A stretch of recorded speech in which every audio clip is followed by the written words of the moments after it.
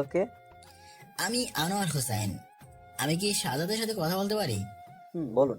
আমি সাজ্জাদ, শাহাদাত, আমাকে চিনতে পেরেছিস? আমি হোসেন। ভার্সিটির বড় ভাই। মনে আছে তোর? ভাই, আপনাকে মনে থাকবে না তো কাকে মনে থাকবে?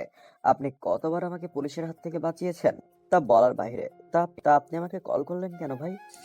শোন, তোর একটা হেল্প লাগবে আমার। হ্যাঁ ভাই, বলেন। আমি যদি পারি অবশ্যই করব। আসলে একটা মেয়ে আমাদের পরিবারে ক্ষতি করতে চাইতেছে। তাই তোমার কাছে চাওয়াটা হলো, তুমি মেয়েটার সিম এবং ল্যাপটপে কি করতেছে বা কাকে কি মেসেজ করতেছে, এক কথায় তার সব ইনফরমেশন লাগবে আমার। তোমার বিনিময় হিসেবে যা লাগবে তা তুমি পেয়ে যাবে। কি বলেন ভাই? আমি আপনাকে দেখে বিনিময় নিব? আপনি নাম্বারটা পাঠান, আর ল্যাপটপ থেকে ছবি বা ফেসবুকে একটা লিংক দিলেই হবে। ওকে, আমি নাম্বারটা পাঠাচ্ছি। তারপর সাথীর নাম্বারটা পাঠালাম। তারপর মোবাইল বন্ধ করে আমি কাজ করতে লাগলাম। দুপুরের দিকে আমি লাঞ্চ করে আবার কাজ করতেছিলাম, তখনই মোবাইলে একটা কল আসলো। নাম্বারটা প্রাইভেট নাম্বার লেখা, তাই রিসিভ করলাম। হ্যালো, কে? ভাই, আমি সাজ্জাদ। ও হ্যাঁ, বলো। ভাই, আপনি যে নাম্বারটা দিয়েছিলেন সেটা তো একটা মেয়ের। ভাই, একটা প্রবলেম আছে। কি সমস্যা? ভাই, এই মেয়েটা আমাদের টিমের সাথে কন্ট্যাক্ট আছে, যাতে ওর নাম্বার কেউ যেন হ্যাক না করতে পারে, বা করলেও যেন আমরা সেটা ঠিক করে দিই। ওর কথা শুনে আমি বুঝতে পারলাম সাথী আধঘাট বেঁধে নেমেছে। আমি কি করব বুঝতেছি না। তো এখন আমি কি করব? ভাই, আপনি নিলয় ভাইয়ের সাথে কথা বলে দেখতে পারেন। সে রাজি হলে আমি আপনাকে সব ধরনের হেল্প করব। নিলয়টাকে? আপনাদের এক ক্লাস সিনিয়র ছিল। ও আচ্ছা, নিলয় ভাইয়ের সাথে আমি দেখা করব, কিন্তু সেটা তুমি আর নিলয় ভাইয়া ছাড়া যেন কেউ জানতে না পায়। ওকে ভাই। আমি আবার কাজে মন দিলাম। তারপর বিকেলে অফিস শেষ করে আমি আমাদের অফিসে গেলাম। সেখানে গিয়ে আমি একটা ফাইলে সাইন করলাম। তারপর বাসায় চলে আসলাম। এসে ফ্রেশ হয়ে রুমে শুয়ে শুয়ে মোবাইল টিপতে লাগলাম। কিছুক্ষণ পর মোবাইলটা টুং করে উঠলো। তাকিয়ে দেখি জান্নাত নক করেছে, তাই সেটা ওপেন করলাম। আপনি কি রুমে? হুম। ছাদে আসেন, কথা আছে। ওকে রিপ্লাই দিয়ে মোবাইলটা নিয়ে রুম থেকে বেরিয়ে ছাদে গেলাম। গিয়ে দেখি জান্নাত উল্টো দিকে ফিরে দাঁড়িয়ে আছে। আমি গিয়ে ওর কাঁধে হাত রাখতে ঘুরে দাঁড়ালো। আপনি এসেছেন? বলেন, কি বলবেন? আচ্ছা, গত রাতে আমি কি উল্টাপাল্টা কিছু বলেছি? না, কেন? না, আসলে আমার মনে হচ্ছিল আমি অনেক দিন পর মাতাল হয়ে গেছিলাম, তখন অনেক কিছু বলেছি। কিন্তু আপনি তো সারা রাস্তা ঘুমিয়ে এসেছিলেন। ওহ, যাক, বাঁচলাম। কিরকম বাঁচলেন? না, কিছু না। তা এখানে থাকবেন নাকি নিচে যাবেন? থাকতে তো ভালোই লাগতেছে। ওকে, তা আমি কি থাকবো না চলে যাব? থাকেন। ওকে। শিওর। আচ্ছা, আপনি কি কাউকে ভালোবাসেন? না, কেন? না, এমনি। কালকে ড্রিঙ্কস করে আপনি কাউকে ভালোবাসেন বলতেছিলেন। কাকে? জানি না, শুধু বলতেছিলেন ভালোবাসি ভালোবাসি। জানাতে একটা শান্তির নিঃশ্বাস ফেললো। তারপর আমার দিকে তাকিয়ে, নেশে কত কিছুই বলি, এইটা মনে রাখলে হয় নাকি? ও আচ্ছা, আপনার বাসার সবাই কেমন আছে? হুম, ভালো। আচ্ছা, আপনার আব্বু আম্মু ওই দেশের হইলে আপনি এই দেশের ভাষা কিভাবে শিখলেন? আমার আব্বু আম্মু এই দেশের নাগরিক। ওনারা বিদেশে গিয়ে সেট হয়ে গেছে আমাদের জন্মের আগেই। তারপর আর ওনারা দেশে আসেননি। আমি আর আপু একেবারে ঠিক করলাম বাংলাদেশে আসব, তারপর আসলাম। তো বাংলাদেশে আপনাদের কোনো রিলেটিভ নেই? মানে? মানে এদেশে আপনাদের কোনো আত্মীয় নেই? এত বছর পর আপনারা আসলেন আর আপনাদের আত্মীয়দের সাথে দেখা না করে চলে যাবেন? আব্বু কোনোদিন এরকম কারোর সাথে কথা বলেননি। তারপরও আমি জিজ্ঞেস করব, যদি কেউ থাকে তাহলে তো ভালোই। তা কেমন লাগলো আমাদের বাংলাদেশ? আপনাদের দেশ মানে এটা তো আমারও দেশ। আমরা হলাম এখানের স্থায়ী আর আপনারা অতিথি। না, এখন আমিও স্থায়ী হওয়ার চিন্তা করতেছি। তাই নাকি? তা কার হাত ধরে স্থায়ী হবেন? সেটা সময়ই বলে দিবে। ওকে, তা আপনার আর কিছু বলার আগেই ফোনটা বেজে উঠলো। তাকিয়ে দেখি প্রাইভেট নাম্বার, মানে শাহজাতের ফোন। তাই কলটা রিসিভ করলাম। হ্যালো ভাই। বল। কাল রাতে নিলয় ভাই আপনার সাথে দেখা করতে চাই। ওকে, তুই টাইম আর প্লেসটা জানিয়ে দিস, তাহলেই হবে। ওকে। কে ফোন করেছিল? বন্ধু। ও, তা আপনি কি বলতে গিয়ে থেমে গিয়েছিলেন? ও আচ্ছা, আপনারা দুই বোন যদি এখানে সেট হয়ে যান, তাহলে আপনার আব্বু আম্মু ওইখান থেকে কি করবে? ওনাদেরকে এখানে নিয়ে আসবো, তাহলেই হবে। আচ্ছা, এবার নিচে যাওয়া যাক, না হলে সবাই খুঁজবে আবার। হুম, চলেন। তারপর দুজন নিচে চলে আসলাম। আমি রুমে গেলাম আর তিশা নিচে চলে গেল। বসে বসে মোবাইল টিপতেছিলাম, তখনই দাদু রুমে আসলো। কি রে দাদু ভাই, কি খবর তোর? এই তো ভালো, তা তোমার কি খবর? ভালো, তোকে একটা কথা বলতে এসেছি। বলো, কি বলবে? দেখ, তোর বড় ভাইয়ের বিয়ে তো দেওয়া শেষ, তাই না? কেন? আসলে আমি চাই এবার তুই বিয়েটা করে ফেল। কি? ভাইয়া বিয়ে করেছে 1 মাসও হয়নি, আর তুমি কি না আমার বিয়ের কথা বলতেছো? হুম, তো কি হয়েছে? আচ্ছা, একটা কথা বল তো আমাকে। কি কথা? তুই কি কাউকে পছন্দ করিস বা ভালোবাসিস? এসব কেন জিজ্ঞাসা করছো? তুই যদি কাউকে পছন্দ করে থাকিস তাহলে তো আর আমাদের মেয়ে দেখতে হবে না। তাহলে তো মেয়ে দেখতে হবে না। আছে। এখন যাও, এসব নিয়ে পরে কথা বলবো। ওকে, যা করার তাড়াতাড়ি করিস। আমি শুয়ে শুয়ে ভাবতে লাগলাম যে এই বুড়িকে এসব বুদ্ধি দেয় কে? আমার বিয়ের কথাটা কে বললো দাদুকে? এসব ভাবতে ভাবতে ঘুমিয়ে গেলাম। সকালে কারোর ডাকে ঘুম ভাঙলো। তাকিয়ে দেখি সাথী কফির কাপ নিয়ে দাঁড়িয়ে আছে। আরে ভাবি, আপনি? অফিসে যাওয়ার টাইম হয়ে গেছে, যাবে না? ও হ্যাঁ, থ্যাঙ্কস ডাক দেওয়ার জন্য। এবার উঠে অফিসে যাও। আচ্ছা, আমার উপরে তো আলগা দরদ আজকে দেখানো হচ্ছে, কারণটা কি জানতে পারি? বাসায় কেউ নেই, তাই আমাকে আসতে হলো। কেন, সবাই কোথায় গেছে? আপনার জন্য মেয়ে দেখতে। ওহ, মজা করছি, সবাই বাসাতেই। বলেই কফিটা হাতে নিয়ে নিলাম। মেয়ে দেখতে যাওয়ার কথা শুনে এভাবে লাফিয়ে উঠলে কেন? এমনি। এমনি নাকি স্যাকা খেয়ে ব্যাকা হয়ে আছো, তাই বিয়ে করবে না নাকি? আমি কিছু না বলে হাসলাম শুধু। হাসতেছো কেন? আপনার কথা শুনে। কেন? আমি আবার কি বললাম? আপনার চলে যাওয়াতে হয়তো আমি কষ্ট পেতাম যদি আপনি অন্য কারোর হয়ে যেতেন, কিন্তু আপনি তো বেইমানি করেছেন, তাই আর যাই হোক কষ্ট পাবো না। আরো তো আমার পরিবারের ক্ষতি করতে এসেছেন, তাই স্যাগার কথাটা বলে শরম দেবেন না প্লিজ। তাই নাকি? হুম তাহলে বিয়েটা করে ফেলো। সেটা সময় হলেই করব, আপনাকে বলতেও হবে না। কি রে, কি করবি না? ও ভাইয়া, তুমি? তা কি করবি না বলতেছিলি? ভাবি জিজ্ঞাসা করতেছিল বিয়ে করবো কিনা, আমি বললাম সময় হলে করবো না হয়। ও, তা আজকে কি তোর অফিস আছে নাকি? কেন? শুক্রবারেও অফিস করা শুরু করলি নাকি? আজকে শুক্রবার। ফ্রেশ হয়ে নিচে আয়, সবাই একসাথে নাস্তা করব। তোমরা যাও, আমি আসতেছি বলেই উঠে ফ্রেশ হয়ে চলে গেলাম। ফ্রেশ হয়ে এসে রেডি হচ্ছিলাম, তখনই মোবাইলটা টুং করে উঠলো। মোবাইলটা নিয়ে তাকিয়ে দেখি সাজ্জাদ টেক্সট দিয়ে রেখেছে। ভাই, আজ রাত 8টায় মুজিবনগর পার্কে চলে আসবেন। ওকে বলেই মোবাইলটা রেখে দিলাম। তারপর রেডি হয়ে নিচে চলে গেলাম। গিয়ে দেখি সবাই বসে আছে। ও আসতেছে, তাই বস এখানে। বলেই আব্বুর পাশে বসে গেলাম। শুনলাম তুই নাকি কোনো মেয়েকে পছন্দ করিস, তা কে এসে? আছে একজন, সময় হলেই বলবো।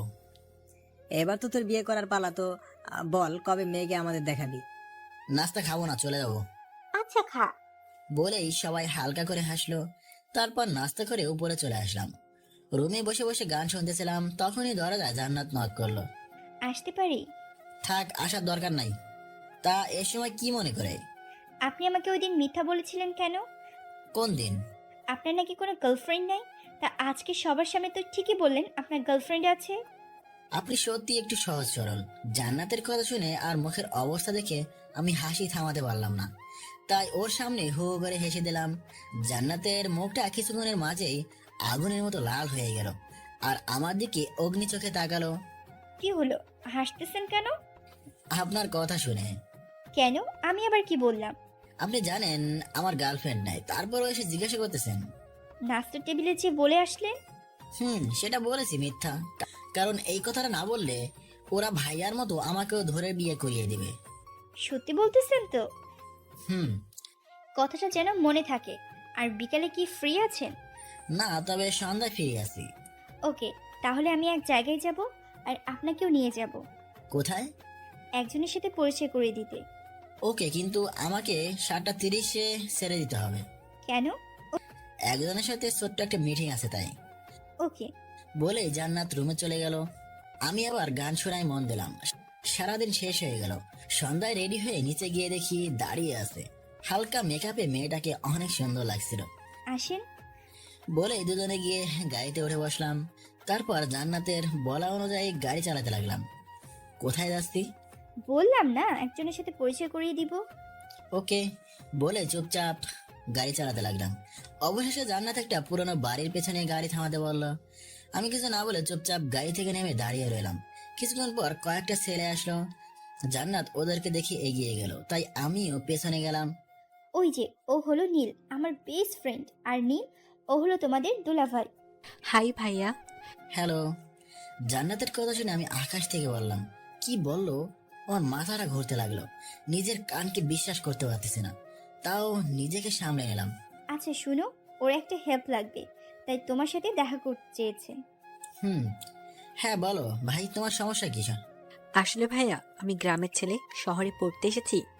আমার শহরে কোনো রিলেটিভ নেই, তাই থাকার জন্য ম্যাসটায় আছে। কিন্তু ম্যাসে নাকি জায়গা নেই। আমি আমার বন্ধুদের কাছ থেকে জানতে পেরেছি ম্যাসের জায়গা আছে, কিন্তু বড় ভাইরা তা আটকে রেখেছে। হুম, ভাই, আপনি যদি একটু ওনাদের বলে দিতেন, তাহলে আমার থাকার জায়গাটা হয়ে যেত। আমি ওর কথা শুনে আমি জান্নাতের দিকে তাকালাম। জান্নাত ইশারায় অনুরোধ করলো, ওকে তুমি কালকে নাভিদের সাথে দেখা করো, তাহলেই হবে। থ্যাঙ্কস ভাইয়া। ওয়েলকাম।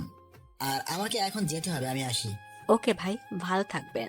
হুম, বলেই জান্নাতকে নিয়ে সেখান থেকে চলে আসলাম। গাড়িতে এসে গাড়ি নিয়ে বাসার দিকে ছুটতে লাগলাম। একটা কথাও বললাম না। সরি, আসলে ওর সামনে আপনাকে আমার স্বামী বানানোর কারণে। বানানোর কারণটা কি? আসলে ও আমাকে পছন্দ করে, হয়তো ভালোবাসে, কিন্তু আমি ওকে ওই নজরে কখনো দেখিনি। তাই এই চান্সে সব সমস্যার সমাধান করে দিলাম। এখন থেকে আর আমাকে পছন্দ করবে না। আমিও সব ঝামেলা থেকে বেঁচে গেলাম। ও, একজনের কাছ থেকে বাঁচতে গিয়ে আরেকজনকে স্বামী বানিয়ে ফেললেন। হুম, ভালো করেছি। এখন আমাকে বাসায় নামিয়ে দিয়ে আপনি কোথায় যাবেন সেখানে যান। ওকে, বলেই আপন মনে গাড়ি চালাতে লাগলাম। তারপর জান্নাতকে বাসায় নামিয়ে দিয়ে আমি আবার ছুটে সেই মুজিবনগর পার্কের কাছে। সেখানে পৌঁছে কিছুক্ষণ বসে থাকার পর হঠাৎ দেখলাম সাজ্জাদ আর নিলয় ভাই আসতেছে। তারপর তারা আমাকে নিয়ে একটা বাসার ভেতরে চলে গেল। হুসাইন, তোমার ব্যাপারে সব বলেছে সাজ্জাদ আমাকে। ভাই, আপনারা শুধু আমাকে ইনফরমেশন গুলো দিবেন, আপনাদের টিমের বদনাম হতে দেব না, আমি ওয়াদা দিলাম। আর ওই মেয়েটাও জানবে না যে আমি ওর সব প্ল্যান জেনে গেছি। খেলাটা নিচে দিয়ে খেলবে। তুমি আমার ছোট ভাইয়ের মতো, তাই তোমাকে সব হেল্প করব আমরা। কিন্তু দেখো, এটা যেন কোনোভাবে লিক না হয়ে যায়। এটা আমার দায়িত্ব, আজ থেকে আপনি এটা নিয়ে চিন্তা করবেন না। আর আপনাদের কোনো হেল্প লাগলে বলবেন। আচ্ছা, তাহলে এখন উঠি, অনেক কাজ আছে। বলে তিনজন বেরিয়ে আসলাম। তারপর আমি বাসায় চলে আসলাম। এসে রুমে গিয়ে ফ্রেশ হয়ে নিলাম। তারপর খাওয়া দাওয়া করে নিলাম, একটা ঘুম। এভাবে কেটে গেল কয়েকদিন। একদিন সকালে ঘুমিয়ে গেল ফোনের চিল্লানিতে। তাকিয়ে দেখি সেই প্রাইভেট নাম্বার, মানে সাজ্জাদের কল। তাই তাড়াতাড়ি রিসিভ করলাম। বল কি হয়েছে? তোমাকে মেয়েটার সব ইনফরমেশন পাঠিয়েছি, চেক করে নাও। ল্যাপটপ নিয়ে চেক করে দেখলাম সবকিছুই এসেছে। ওকে। ওকে, এটা দেখো, আর ফার্স্ট যেন না হয়। ওকে বলেই ফোনটা রেখে দিলাম। তারপর ঘুম থেকে উঠে নিচে গিয়ে নাস্তা করে আসলাম। রুমে এসে দেখি মোবাইলে অনেকগুলো কল আছে। তাকিয়ে দেখি তৌফিকের কল। তাই তাড়াতাড়ি কল ব্যাক করলাম। রিং হতেই কল রিসিভ করলো। হুসাইন, ইমেল চেক কর। ওকে বলেই কলটা কেটে দিলাম। তারপর ইমেল গুলো দেখতে লাগলাম আর অবাক হয়ে গেলাম। প্রথমে দেখতে লাগলাম তৌফিকের ইমেল গুলো। ছোট ছোট সব সম্পত্তি তার দুই মেয়ের নামে। আর ওদের কোম্পানির মালিক হলো জান্নাত সরকার। মোটামুটি ভালোই সম্পত্তি আছে ছোট চাচার, তবে সাথী থেকে জান্নাতের নামে সম্পত্তি বেশি। সবগুলো কাগজ বের করে দেখার পর গেলাম সাজ্জাতের ইমেল গুলোতে। প্রথমে নজর পড়লো ওর কল লিস্টে। তাকিয়ে দেখি ভাইয়ার নাম্বারে অনেকগুলো কল দেয়া। তারপরে নাম্বারটা চোখে পড়তে চমকে গেলাম, কারণ সেই নাম্বারটা হলো আমাদের কোম্পানির ম্যানেজার। তারপরে গেলাম সাথীর ইমেল লিস্টে। গিয়ে আমি আরো চমকে যাই। তাদের কথাবার্তা দেখে আমি বুঝতে পারলাম ওরা দুজনে হয়তো ফ্রেন্ড, আর আমাদের কোম্পানির একটা বড় অ্যামাউন্ট লিখিয়ে নেবে। আরো নিচে যেতে দেখলাম আমাদের কোম্পানির পেছনে 20 একর জমি লিখিয়ে নেওয়ার প্ল্যান করতেছে, তাও খুব শীঘ্রই। আমি অবাক হয়ে যাই ওর মেসেজগুলো দেখে। তারপর কি করব সেটা নিয়ে ভাবতে লাগলাম। অবশেষে কোনো উপায় না পেয়ে আমি একটা প্ল্যান করলাম। তারপর আমি ফোনটা হাতে নিলাম, নিয়ে কল দিলাম নাফিসকে। কিছুক্ষণ পর ফোনটা রিসিভ করলো। কিরে মামা, এখন কল দিলি? শোন, কিছুদিনের জন্য তোদের সবার কাজ আছে। কি কাজ? তোরা আজ থেকে আমাকে কিছু কাজ করে দিতে হবে। তোদের পুরো মাসের খরচ আমি দেব, এটা নিয়ে চিন্তা করিস না। আরে কি বলিস মামা, বল তোর কি হেল্প লাগবে? শোন, তোরা সবাই আড্ডাখানায় চলে আয়, আমি কিছুক্ষণের ভেতরে আসতেছি। বলে ফোনটা কেটে দিলাম। তারপর রেডি হয়ে চলে গেলাম সেইখানে। গিয়ে দেখি সবাই এসে গেছে। বল মামা, তোর কি হয়েছে? তোদের সবার কিছু হেল্প লাগবে আমার। কেন করাচ্ছি বা কি কারণে করাচ্ছি এগুলো কেউ জানতে চাইবে না। ওকে, কিন্তু তোর যে একটা কিছু হয়েছে সেটা বুঝতে পেরেছি। তোর কি হেল্প লাগবে শুধু বলিস, তাহলেই হবে। ওকে, আর একটা কথা, এই কথা যেন কেউ জানতে না পারে, আর কাজটা একেবারে সিক্রেট। ওকে, তুই চিন্তা করিস না। তারপর ওইখান থেকে চলে আসলাম বাসায়। দুপুরে খাওয়া দাওয়া করে ভাবলাম একটু ঘুমিয়ে নেই। খাওয়া দাওয়া করে দিলাম এক ঘুম। উঠলাম বিকেলে একবারে, তাকিয়ে দেখি জান্নাত দাঁড়িয়ে হাতে একটা বালিশ নিয়ে। কি হলো, হাতে বালিশ কেন? আপনাকে দিতে এসেছি। কেন? সুই সুতার কাজ শিখছি, আর তাই আজকে একটা বালিশে আর্ট করেছি, তাই প্রথম আপনাকে দিতে এসেছি। দেখি কি আর্ট করেছেন। বালিশটা হাতে নিয়ে নিলাম। তাকিয়ে দেখি প্রথমে একটা লাভ আঁকা, তার ভেতরে আমার নামটা সুন্দর করে লেখা। ধন্যবাদ। ধন্যবাদ দিলে হবে না, এত কষ্ট করে করেছি তার জন্য ট্রিট লাগবে। ওকে, বলেন কবে ট্রিট নেবেন? একটু পরে বাইরে যাব, আপনি তখনই নিব। আপনি না হয় যাওয়ার সময় টাকা নিয়ে যাইয়েন। কি? যান, লাগবে না আমার ট্রিট। আচ্ছা দেখি যাওয়া যায় কিনা। দেখি না, উঠে গিয়ে ফ্রেশ হয়ে নিন, তারপর দুজনে একসাথে বের হব। ওকে, হালকা হাসি দিয়ে বললাম।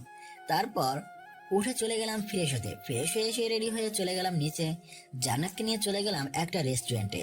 তারপর খাওয়া দাওয়া করে বাসা চলে আসলাম। রুমে এসে ফ্রেশ হয়ে দিলাম ফোন নাফিসকে। ফোনটা রিসিভ করলো। বল মামা। কাল সকালে একজনকে কিডন্যাপ করতে হবে। কাকে? আমাদের কোম্পানির ম্যানেজারকে। কেন? কালকেই না হয় জানতে পারবে সোনা। এখন শোন কি করতে হবে। কাল সকালে ব্যাস, তারপর ওকে নিয়ে গোদামখানার পেছনে নিয়ে আটকে রাখবি। তারপর আমি বাকিটা বুঝবো। তুই চিন্তা করিস না, আমি বাকিটা দেখতেছি। শোন, ও যেন কাউকে কল দিতে না পারে, আর কেউ যেন না দেখে কাজটা করার সময়। ওকে। বলে ফোনটা কেটে দিল। কথা শেষ না হতেই দেখি তৌফিক নক দিয়েছে। কিরে, কি খবর? ভালো। মামা, তোর তো আরেকটা কাজ আছে। কি কাজ? ফোন দে বলতেছি। কিছুক্ষণ পর তৌফিক কল দিল। এবার বল কি কাজ? আচ্ছা, আমি যার ইনফরমেশন এনেছি তার সব সম্পত্তি আমার নামে লিখে আনতে চাই। তুই ওনার সব সম্পত্তি একটা উইল বানাতে পারবি? মামা, তোর মাথা ঠিক আছে? কেন, কি হয়েছে? আরে এটা করতে গেলে হাজারো ঝামেলার মোকাবেলা করতে হবে। আর সব থেকে বড় কথা হলো, ওনার সম্পত্তির আগের থেকেই একটা উইল আছে। আর সেটা হলো, ওর এক বোন আরেক বোনকে সম্পত্তি দিতে পারবে, বাইরের কোনো লোককে না, এমনকি তার স্বামীকেও না। তাই নাকি? আমার ছোট চাচার তো হ্যাপি বিরিয়ানি লোক, শালা হিটলার হওয়ার যোগ্য। তাই চিন্তা বাদ দে। ওকে, তুই একটা কাজ কর, বড় বোনের সব সম্পত্তি ছোট বোনকে লিখে দিয়েছে, এমন একটা উইল কর। ওকে, কিন্তু তার জন্য ছোট বোনের একটা সিগনেচার লাগবে। তুই কাগজটা পাঠা, আমি বাকিটা দেখতেছি। আমি উকিলের সাথে কথা বলে সব জানাচ্ছি। ওকে বলে ফোনটা রেখে দিলাম। তারপর আব্বুর রুমে গেলাম। আব্বুর চেকবুক নিয়ে নিলাম। তারপর সেটাতে কিছুটা কারসাজি করে বারান্দায় গেলাম। গিয়ে চুপচাপ দাঁড়িয়ে রইলাম। কিরে, কিছু বললি? আমার কিছু টাকা লাগবে। তো এখানে দাঁড়িয়ে আছিস কেন? যা গিয়ে চেকবুকটা এনে দে, আমি সাইন করে দিতেছি। ওকে বলে এই রুমে যাওয়ার অ্যাক্টিং করে আবার চেকবুক আর আমার প্লেন করা কলমটা নিয়ে বারান্দায় আসলাম। তারপর আব্বু টাকার অ্যামাউন্ট দেখে সাইন করে দিল। কিরে, মাত্র 40,000 টাকার জন্য আমার কাছে আসলি কেন? কাল বিকেলে সবার পার্টি আছে, আর আমার ক্রেডিট কার্ডে টাকাও শেষ হয়ে এসেছে, আর এখনো স্যালারি পাইনি, তাই বেকারদের মতো তোমার কাছ থেকে টাকা নিতে হলো। ওকে। বলেই আব্বু হালকা হাসলো। আমি চেকবুকটা থেকে 2টা চেক পেপার ছিঁড়ে আনলাম। তারপর চেকবুকটা আব্বুর রুমে রেখে আমার কলমটা আমার সাথে নিয়ে রুমে চলে আসলাম। আসলে চেকবুকটায় অনেক বড় খেল খেলে নিয়েছি। আমি যে চেকবুকটায় সাইন করেছি তার নিচেরটায় 15 লাখ টাকার একটা অ্যামাউন্ট ছিল, আর এটার সব সফল হলো আমার কলমের, কারণ এটার পাওয়ার একটাই, উপরের পেজে যা লিখবে তার নিচেরটায় হুবহু উঠে যাবে। তাই 2টো চেকই এখন আমার হাতে। আর কাল সকালে শুরু হবে একটা ঝামেলা। এসব শেষ করে ফ্রেশ হয়ে নিচে গিয়ে সবার সাথে হালকা কিছু মুখে দিয়ে রুমে চলে আসলাম। তারপর রুমে শুয়ে শুয়ে ভাবতে ভাবতেই ঘুমিয়ে গেলাম। সকালে ফোনের চিল্লানিতে ঘুম ভাঙলো। তাকিয়ে দেখি নাফিস ফোন দিয়েছে, তাই তাড়াতাড়ি উঠে ফোনটা রিসিভ করলাম। কিরে, ঘুম ভাঙছে? তা কাজটা হয়েছে মামা? শালারে গোদামে আটকায় রাখছি, তুই আয়, আমি আসতেছি ওখানে। ওকে বলে ফোনটা কেটে দিয়ে চলে গেলাম ওয়াশরুমে। সকাল সকাল রেডি হয়ে চলে আসতে দেখে আম্মু ডাক দিল। কিরে, কোথায় যাচ্ছিস? বন্ধুদের সাথে আজকে পার্টি আছে, তাই এখন একটু যেতে হবে। কিন্তু অফিসের ব্যাগ নিয়ে কোথায় যাচ্ছিস? সেখান থেকে অফিসে চলে যাব, আসি এখন, বাই। বলে বাসা থেকে বেরিয়ে আসলাম। তারপর সোজা চলে গেলাম গোদাম ঘরে। গিয়ে দেখি নাফিস বসে আছে। আমাকে দেখেই নাফিস আসলো। আচ্ছা, একে এখানে আনার কারণটা কি বলতো? বলতেছি, আগে বল ওই শালা কোথায়? ভিতরে বেঁধে রেখেছি। ওকে আয়, তোকে সব খুলে বলতেছি। নাফিসকে নিয়ে গিয়ে একটা টুলে বসলাম। বল কাহিনী কি? শোন তাহলে, নাফিসকে প্রথম থেকে সবকিছু খোলা বললাম। এবার বুঝলি তো? শালাকে আগে মারবো, তারপর তোর বাসায় গিয়ে তোর ভাবিকে মারবো। আরে পাগল থাম, ও তো প্রথম আমার ভাবি, তারপর আমার চাচাতো বোন, আর ওর রাগ করাটাই স্বাভাবিক। তাই বলে তোদেরকে এভাবে নিচে নামানোর প্ল্যান করতেছে? আর আমিও সব রাগ ভেঙে দিব, তুই দেখিস। ওকে ভাইয়ার একটা লক্ষ্মী বউ বানাবো আমি। ওকে, তুই শুধু বলবি কি করতে হবে, বাকিটা আমি দেখে নেব। চল গেমের প্রথম পর্বটা খেলে যাই, তারপর দুপুরে বাকিটা খেলবো। আচ্ছা আয়। বলেই গেলাম ম্যানেজারকে, যে রুমে রাখা হয়েছে সেই রুমে। আসলে আমাদের ম্যানেজার একজন ইয়াং ছেলে, বয়স আমার সমান বা তার একটু বড়। রুমে ঢুকে আমার দিকে তাকালো। অনেক মেরেছে হয়তো নাফিস, চোখ মুখ দেখেই বোঝা যাচ্ছে। স্যার দেখেন না, ওরা সবাই মিলে উঠে এনেছে, আমি কিছু করিনি। ওরা কে বা কারা আমি তাও জানি না। আমি ওদেরকে বলেছি তোকে উঠিয়ে আনতে। কি? শালা আমাদের কোম্পানি কাজ করিস, আবার আমার বাবার ক্ষতি করতে লেগেছিস। স্যার কি বলতেছেন আপনি? সাথী তোকে কত দিবে বলে এসব করাচ্ছে। স্যার কে সাথী? আচ্ছা মনে পড়তেছে না, তাহলে এগুলো দেখ। বলেই ওদের কথার কিছু রেকর্ডিং চালু করলাম। ম্যানেজার শুনে বড়সড় একটা শক খেলো, তারপর মাথা নিচু করে বসে গেল। কি হলো, এবার চিনতে পারছিস? স্যার প্লিজ, এসবে আমার কোনো দোষ নেই। ম্যাডাম আমাকে টাকার লোভ দেখিয়ে এসব করতে বলেছে। বুঝলাম, তা কত দিবে বলেছে? বলছিল 10 লক্ষ টাকা দিবে, আর চাকরিতে রাখবে সারা জীবন। ও তাহলে 15 লক্ষ টাকা তো তোর জন্য অনেক বেশি, তাই না? একটা কাজ কর, তুই এখন ব্যাংকের ম্যানেজারকে ফোন দিয়ে বলবি 15 লক্ষ টাকা চেক পাঠাচ্ছি, সেটার ক্যাশ জন্য দিয়ে দেয়। কেন স্যার? তুই আজ থেকে আমাদের হয়ে কাজ করবি, আর এই টাকাটা তোর অ্যাডভান্স। কথাটা শুনে ছেলেটার মুখটা ঝলমল করে উঠলো, কিন্তু ও জানে না আমি কি ভাবতেছি। ওকে স্যার, আপনি যা বলবেন তাই করব। আপাতত ফোন করে ব্যাংকে ফোন করে বল টাকাটা দিয়ে দিতে। কিন্তু স্যার এটার জন্য তো চেক লাগবে। চেক আছে আমার কাছে, তুই শুধু ফোন করে বললেই হবে। আমার ফোন তো ওরা নিয়ে গেছে। নাফিস ওর ফোনটা এনে আমার হাতে দিল। নে এবার ফোন দে। হাত তো বাঁধা। সমস্যা নাই, আমি কল দিতেছি, তুই শুধু কথা বল।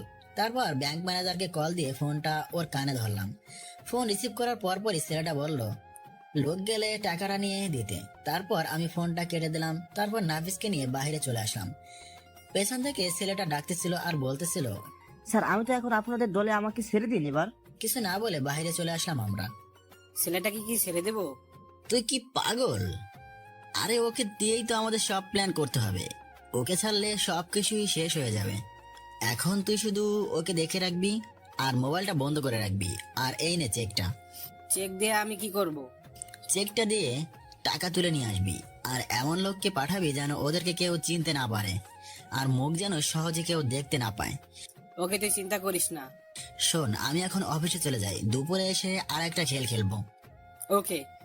আর ওর দিকে কড়া নজর রাখিস, আর মারিস না, আর পালাতে যেন না পারে এই দিকে খেয়াল রাখিস। অফিসে গিয়ে কাজ করতেছিলাম, তখনই মোবাইলে কল আসলো। তাকিয়ে দেখি জান্নাত কল দিয়েছে, তাই ফোনটা রিসিভ করলাম। আপনি কোথায়? অফিসে। কেন? সারা সকাল আপনাকে কোথাও খুঁজে পাইনি, তাই ফোন দিলাম। আমাকে খুঁজতেছিলেন কেন? এমনি আপনাকে দেখতে মন চাচ্ছিল তাই। ও, বিকেলে বাসায় আসলে মন ভরে দেখে নিয়েন কেমন। সারাটা দিন না দেখে থাকতে হবে? আমি কি আপনার প্রিয় কেউ হয়ে গেছি নাকি? এটা মনে হলো কেন? না, যেভাবে বললেন সারাদিন না দেখে থাকতে হবে, তাতে কি বুঝবো বলেন? এত বেশি বোঝার দরকার নেই। আপনি এখন একটু ভার্সিটিতে আসতে পারবেন? কেন? এমনি আজকে ক্লাস করতে মন চাচ্ছে না, তাই আপনাকে নিয়ে ঘুরতে বের হব। কিন্তু দুপুরে আমার কাজ আছে। ওই এত কাজ কাজ করেন কেন? আমি কি আপনাকে সারাদিন আটকে রাখবো নাকি? ওকে, আমি আসতেছি বলেই ফোনটা রেখে দিলাম। তারপর অফিস থেকে বেরিয়ে চলে গেলাম ভার্সিটির সামনে। গিয়ে দেখি ও দাঁড়িয়ে আছে। বলুন কোথায় যাবেন এই দুপুরে? আজকে আপনার পছন্দের জায়গায় যাব। আমার পছন্দের জায়গা মানে? মানে আপনার পছন্দের জায়গায় আমি আর আপনি গিয়ে ঘুরে আসব। আমার পছন্দের জায়গাটা সন্ধ্যায় খুব ভালো সাজে, এখন কোনো কিছুই পাবো না। ওকে, তাহলে সন্ধ্যায় যাব। আপাতত চলেন হালকা কিছু খেয়ে নেই, সকাল থেকে কিছুই খাইনি। কিছু খাননি কেন? আজকে উঠতে একটু দেরি হয়ে গেছে, তারপর আপনাকে খুঁজতে গিয়ে ভার্সিটি টাইম হয়ে গিয়েছিল, তাই খাওয়ার সময়টা আর পাইনি। ও, আসেন তাহলে কোথাও গিয়ে খেয়ে নেই। বলেন। সকাল থেকে এখনো কিছু খাইনি, তাই ভাবলাম কিছু খেয়ে নেওয়া যাক। তারপর দুজনে গেলাম একটা রেস্টুরেন্টে, হালকা কিছু খাওয়া দাওয়া করে নিলাম। এবার বলেন আমাকে কেন সকালে খুঁজতেছিলেন? বলা যাবে না। ওকে, তাহলে চলেন, আপনাকে ভার্সিটিতে নামিয়ে দিয়ে আমাকে একটু অফিসে যেতে হবে। ওকে চলেন। তারপর জান্নাতকে ভার্সিটিতে নামিয়ে দিয়ে আসতে লাগলাম। তখনই ফোনটা বেজে উঠলো। তাকিয়ে দেখি নাফিস ফোন দিয়েছে, তাই গাড়িটা সাইড করে ফোনটা রিসিভ করলাম। বল। মামা টাকাটা তুলে আনছিস? ওকে, তোর কাছে রাখ, আমি বিকেলে আসতেছি। ওকে। বলেই ফোনটা কেটে দিলাম। তারপর আবার গাড়ি চালাতে লাগলাম। তখনই জান্নাত বলে উঠলো, কে ফোন দিয়েছিল? কলিগ। তারপর সোজা জান্নাতকে নিয়ে ভার্সিটিতে নামিয়ে দিয়ে আমি চলে গেলাম অফিসে। হাতের সব কাজ শেষ করে বসকে সব বুঝিয়ে দিয়ে 2টার দিকে অফিস থেকে বেরিয়ে গেলাম। সোজা চলে গেলাম গোদামে। গিয়ে দেখি নাফিস বসে আছে। আমাকে দেখে উঠে বসলো। কি রে, কি অবস্থা ছেলেটার? বেঁধে রেখেছি। আয় লাস্ট ম্যাচ খেলে দিয়ে যাই। চল। বলে দুজনে ভেতরে গেলাম। ভাই আপনি কি চাইতেছেন বুঝলাম না তো। তুই আর একটা কাজ করলেই তোকে ছেড়ে দিব। কি কাজ? তুই এখন সাথীকে ফোন দিয়ে বলবি যে তুই আর চাকরিটা করবি না। যদি বলে কেন, বলবি কারণটা সন্ধ্যায় জানতে পারবেন। এটা বলার পর তোকে 15 লাখ টাকা দিয়ে দিব। এই টাকা নিয়ে শহর থেকে অনেক দূরে চলে যাবি। ওকে। ওর মোবাইলটা আবার অন করলাম। তারপর সাথীকে কল দিলাম। কতক্ষণ পর সাথী ফোনটা ধরলো। কি খবর, আপনার ফোন বন্ধ কেন? ম্যাডাম আমি আর আপনাদের চাকরি করব না। কেন? সন্ধ্যা জানতে পারবেন, আমি কার ফোনে পাইবেন না। আমি ফোনটা কেটে দিয়ে বন্ধ করে দিলাম। তারপর সিমটা খুলে ভেঙে দিলাম। স্যার এবার আমাকে ছেড়ে দিন, আমি চলে যাই। তুই এভাবে মাসখানেক থাকবি, তোর কাজ শেষ। কিন্তু তুই ছাড়া পেলে আবার যদি সাথীর সাথে কন্ট্যাক্ট করিস, তাহলে আমার সব প্ল্যান জলে চলে যাবে। আর কিছু বলতে না দিয়ে রুম থেকে বেরিয়ে চলে আসলাম। কিরে, ওকে এখানে আর কতদিন আটকে রাখবি? সাথীর ভোলটা না যতদিন ভাঙাতে পারবি। তুই একটা কাজ কর, রহিম চাচা আর রোমা আপাকে কল দিয়ে আমার সাথে দেখা করতে বল। কেন? তুই কি 1 মাস ওকে পাহারা দিয়ে রাখবি নাকি?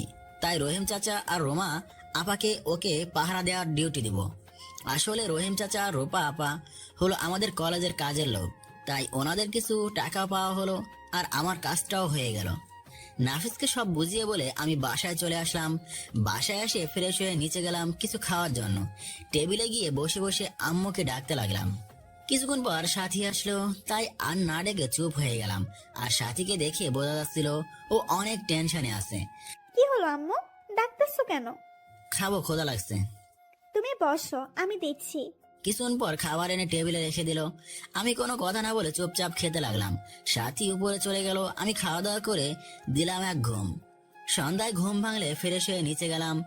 নিচে গিয়ে দেখি সবাই মুড অফ করে বসে আছে। আমি জানি কেন এভাবে সবাই বসে আছে, তাও পরিস্থিতির কিছুই বুঝিনি। এমন ভাব করে জান্নাতের পাশে গিয়ে দাঁড়ালাম। সাথীর দিকে তাকিয়ে দেখি সাথীর মুখটা শুকিয়ে কাঠ হয়ে গেছে। তাই জান্নাতকে জিজ্ঞাসা করলাম, কি হয়েছে জান্নাত? জানি না তো, আমি এসে দেখি সবাই চুপচাপ হয়ে বসে আছে। সবার কি হয়েছে, এভাবে মন মরা হয়ে বসে আছে কেন? আরে বলিস না, ম্যানেজার নাকি আজকে ব্যাংক থেকে 15 লক্ষ টাকা তুলে এনেছে। তো কি হয়েছে? এতগুলো টাকা নিয়ে এসে এখন ফোন বন্ধ করে রেখেছে। আর এই টাকা তোলার ব্যাপারে বাবা আমি কেউ জানি না। মানে? মনে হয় টাকা নিয়ে পালিয়েছে। কি? ওরে বিশ্বাস করাটাই ভুল হয়েছে। আরো করো বাইরের মানুষকে বিশ্বাস। এবার হয়েছে না শিক্ষাটা? সবাই চুপ করে বসে আছে, তাই আমিও গিয়ে ভাইয়ার পাশে বসে গেলাম। তো এখন পুলিশে কমপ্লেন করেছো? না, আজকের রাতটা দেখি, কাল দিনে দেখা যাবে। কি হলো, সন্ধ্যায় না কোথায় নিয়ে যাবেন বলেছিলেন? জান্নাতের এমন কথা শুনে চমকে ওর দিকে তাকালাম। মেয়েটা সত্যিই পাগল। জান্নাত এটা হয়তো বুঝতে পেরেছে, তাই আবার বলল, থাক তাহলে কালকে নিয়ে যায়েন। আচ্ছা সবাই কি এখন এভাবে বসে থাকবা নাকি খাওয়া দাওয়া করবে? আমার প্রচুর খিদে পেয়েছে। তুই যা গিয়ে খা, আমরা একটু পরে খাবো। এমন ভাব করে বসে আছো যেন কোটি টাকা লস হয়ে গেছে। আর কাল পর্যন্ত যেহেতু দেখবে বলেছো, তো কালকেই সব দেখা যাবে। ভাবি কিছু খেতে দাও তো প্লিজ। বলেই সাথী চলে গেল খাবার রেডি করার জন্য। তারপর খাওয়া দাওয়া করে বাইরে যাওয়ার সময় জান্নাতকে আসার জন্য ইশারা করে চলে আসলাম বাহিরে। তারপর গাড়িতে বসে বসে জান্নাতের জন্য অপেক্ষা করতে লাগলাম। হঠাৎ তৌফিকের কল আসলো, তাই ফোনটা পিক করলাম। কি রে মামা, এখন ফোন দিলি কেন? শোন, তোর কথা মতো বড় বোনের সব সম্পত্তি ছোট বোনকে ট্রান্সফার করার ব্যবস্থা করতেছি, কিন্তু এগুলো রেডি করার জন্য প্রথমে ছোট বোনের একটা সিগনেচার লাগবে, বলেছিলাম না? সিগনেচার দেওয়ার জন্য কাগজটা আমি পাঠিয়ে দিয়েছি। কাল বিকেলে কোরিয়াম তোর কাছে পৌঁছে দেবে। তুই ওটাতে সাইন করে আবার কোরিয়ামে পাঠিয়ে দিস, তারপর আমি সবকিছু রেডি করে ফেলবো। এত কিছু কিভাবে করছস? আর বলিস না, কি রিস্ক নিয়ে করতেছি তা তোরে বলে বোঝাতে পারবো না। আর ওই কোম্পানির একজন লোককে কিনে নিয়েছি, তাই এগুলো করতে এত অসুবিধা হইতেছে না, তবে ধরা পড়ে যাওয়ার ভয়টা সবসময় কাজ করে। আরে কিছুই হবে না, তুই চিন্তা করিস না। আর ধন্যবাদ বন্ধু। আরে কি ধন্যবাদ দিতেছিস, তুই তো আমার বন্ধু, আর বন্ধুর জন্য এটা করা আমার জন্য ফরজ। আর ভালো থাকিস। ওকে বলেই ফোনটা কেটে দিলাম। তারপর আবার জান্নাতের জন্য অপেক্ষা করতে লাগলাম। কিছুক্ষণ পর জান্নাত হুট করে চলে আসলো, এসে এই গাড়িতে উঠে বসে পড়ল। চলুন এইবার। ওকে, কিন্তু এখন তো রাত হয়ে গেছে, সেখানে গিয়ে আর সেই মজাটা পাবে না। কি তাহলে এখন বাইরে আসতে বললেন কেন? আপনাকে নিয়ে ঘুরতে যাবো তাই। কোথায় যাবেন? হানিমুনে। জান্নাত কোনো কিছু না বলে শুধু হালকা হাসলো। তারপর গাড়ি নিয়ে চলতে লাগলাম। তারপর গাড়ি নিয়ে থামালাম একটা মানবশূন্য জায়গায়, যেখানে কারো কোনো আসা যাওয়া নেই, একেবারে নীরব একটা জায়গা। কি হলো, এখানে আসলেন কেন? ওয়েট বলে গিয়ে সেখানে লাইটগুলো জ্বালিয়ে দিলাম। জান্নাত হা করে জায়গাটার দিকে তাকিয়ে আছে। জায়গাটা হয়তো পছন্দই হয়েছে, ওর মুখ দেখে বোঝা যাচ্ছে পছন্দ হয়েছে। ভীষণ। আসলে এই জায়গাটা গাছ সারি করে লাগানো, আর গাছগুলোতে নানা রঙের লাইট করে ঝাড়বাতি দিয়ে সাজানো। বাগানের সবগুলো গাছই সুন্দর করে সাজানো। রাতে জায়গাটা অনেক সুন্দর লাগে, আর এটা হলো আমার ফেভারিট জায়গা। কলেজ লাইফে আমার সব বন্ধু মিলে এখানে আড্ডা দিতাম, এখন এতটাও আসা হয় না। আর আজকে জান্নাতকে নিয়ে আসলাম। গাড়ি থেকে নেমে চারিদিকটা হেঁটে দেখতে লাগলো। আমি বসে বসে জান্নাতকে দেখতে লাগলাম। হঠাৎ জান্নাত এসে আমাকে জড়িয়ে ধরলো। আমি রীতিমতো টাসকি খেয়ে গেলাম ওর এভাবে জড়িয়ে ধরা দেখে। আবার ভাবলাম বাইরের দেশে জড়িয়ে ধরাটা কমন ব্যাপার, তাই এতটা সিরিয়াস হলাম না। কি হলো, এভাবে জড়িয়ে ধরলেন কেন? আপনাকে একটা কথা বলবো আমি। বলেন। আমি আপনাকে। জান্নাত আর কিছু না বলার আগেই আমার ফোনটা বেজে উঠলো। তাকিয়ে দেখি নাফিজের কল, তাই ফোনটা পিক করলাম। কি রে, এখন ফোন দিলি কেন? আমার টাকাটা কি করব? তুই কোথায় এখন? বাসায় বসে আছি। কাল সকালে আমার অফিসে নিয়ে আসিস। পাশে কেউ আছে নাকি? কে আছে রে মামা? জান্নাত। ও, তা তুই এখন কোথায়? বাসার ছাদে। ছেলেটার কি খবর? ভালোই। চাচা আর আপনাকে সব বুঝিয়ে দিয়ে আসতেছি। ও, সারাদিন কিছু খেতে দিয়েছিস নাকি এমনই আছে? খাইয়ে দিয়ে এসেছি। ওকে, সকালে সকালে দেখা হবে বলেই ফোনটা রেখে দিলাম। তাকিয়ে দেখি জান্নাত অগ্নি চোখে আমার দিকে তাকিয়ে আছে। কি হলো, এভাবে তাকিয়ে আছেন কেন? না এমনি, বাসায় চলেন। ও, কি না বলবেন বলেছিলেন? বলার ইচ্ছা নেই, বাসায় চলেন। আমার থেকে ফোনটা বড় হয়ে গেছে আপনার কাছে। ও, এই কারণে রাগ করেছেন? কোনো কিছু না বলে অন্যদিকে তাকিয়ে রইল।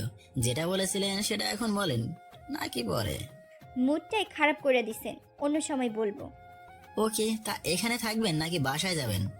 বাসায় যাওয়াটাই ভালো। ওকে, তাহলে চলেন। চলেন। কি ভাবছেন? আচ্ছা, ফোনটা কে করেছিল? কেন? আমার কথা বেরি দেওয়ার মানুষটার নাম জানতে হবে আমাকে। সামি ফোন দিয়েছিল, আমার কলিগ। ও। আর কোনো কথা না বলে সোজা বাসায় চলে আসলাম। জান্নাত বাসায় চলে গেল। আমি গাড়ি নিয়ে গেলাম গোদামে। গিয়ে দেখি রহিম চাচা আর রূপা আপা বসে আছে। আমাকে দেখে আমার কাছে আসলো। বাবা কেমন আছো তুমি? এই তো ভালো। তা আপনাদের কি অবস্থা? এই তো ভালো। তা বাবা ওই পোলাডারে আটকায় রাখছো কেন? চাচা, ও আমাদের পরিবারের ক্ষতি করতে চায়, তাই ওকে এখানে কিছুদিনের জন্য আটকে রেখেছি।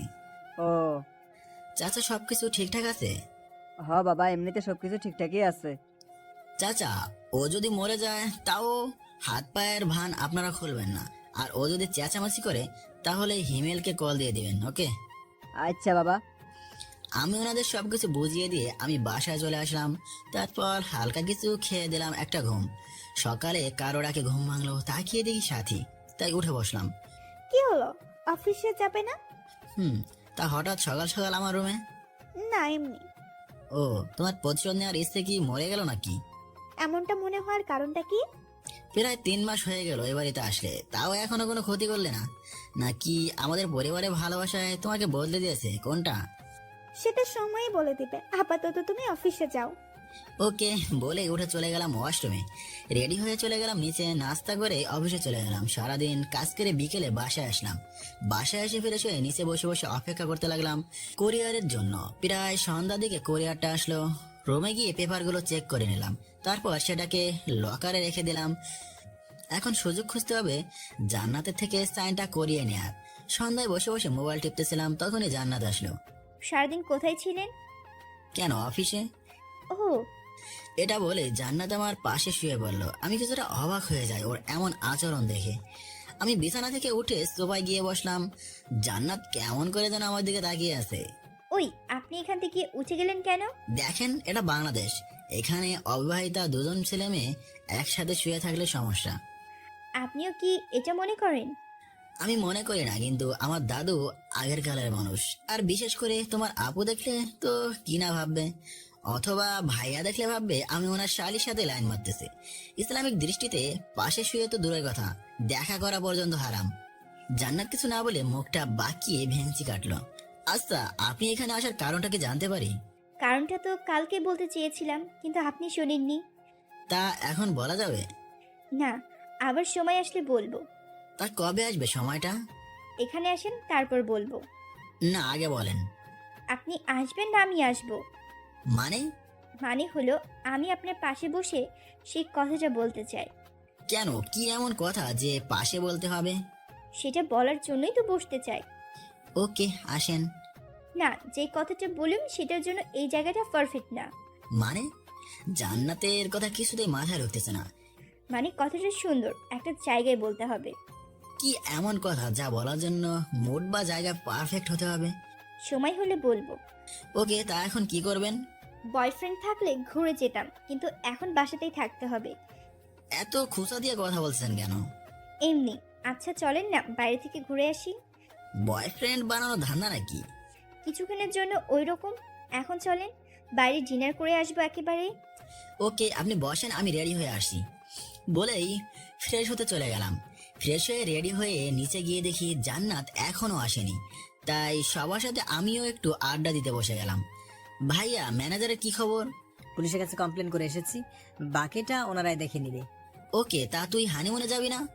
তুই কোথাকার কথা কোথায় নিয়ে লাগাস? মানে? তুই না ম্যানেজারের কথা বলেছিলি, তা এখন আবার হানিমুনের কথায় গেলি কেন? তো কি হয়েছে? তুমি যাবি কবে সেটা বল।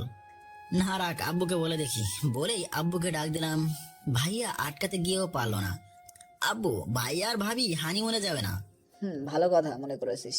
ওকে, হানিমুনে পাঠানোর ব্যবস্থা করতেছি আমি। এই তো আমার আব্বুর মতো কথা বলছো। আব্বু, তুমি ওর পাগলামিতে তাল দিতেছো। তুই চুপ থাক। ভাইয়াকে উদ্দেশ্য করে বলল, কি নিয়ে কথা হচ্ছে?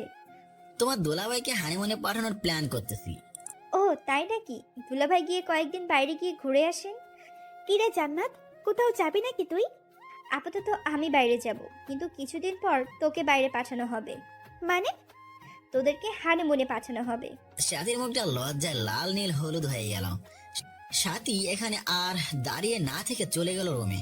ওকে, তোমরা থাকো, আমি একটু বাইরে যাব। আমাকে প্যারায় ফেলে চলে যাচ্ছিস? আমিও তোকে দেখে নিব। আচ্ছা, দেখে নিস। বলে বাইরে চলে আসলাম। জান্নাতও চলে আসলো আমার পিছু পিছু। দুজনে এসে গাড়িতে বসলাম। তা কোথায় যাবেন বলেন? আপনি যেখানে নিয়ে যাবেন সেখানে। চলেন আপাতত গিয়ে একটু ঘুরে আসি সিনেমা হল থেকে।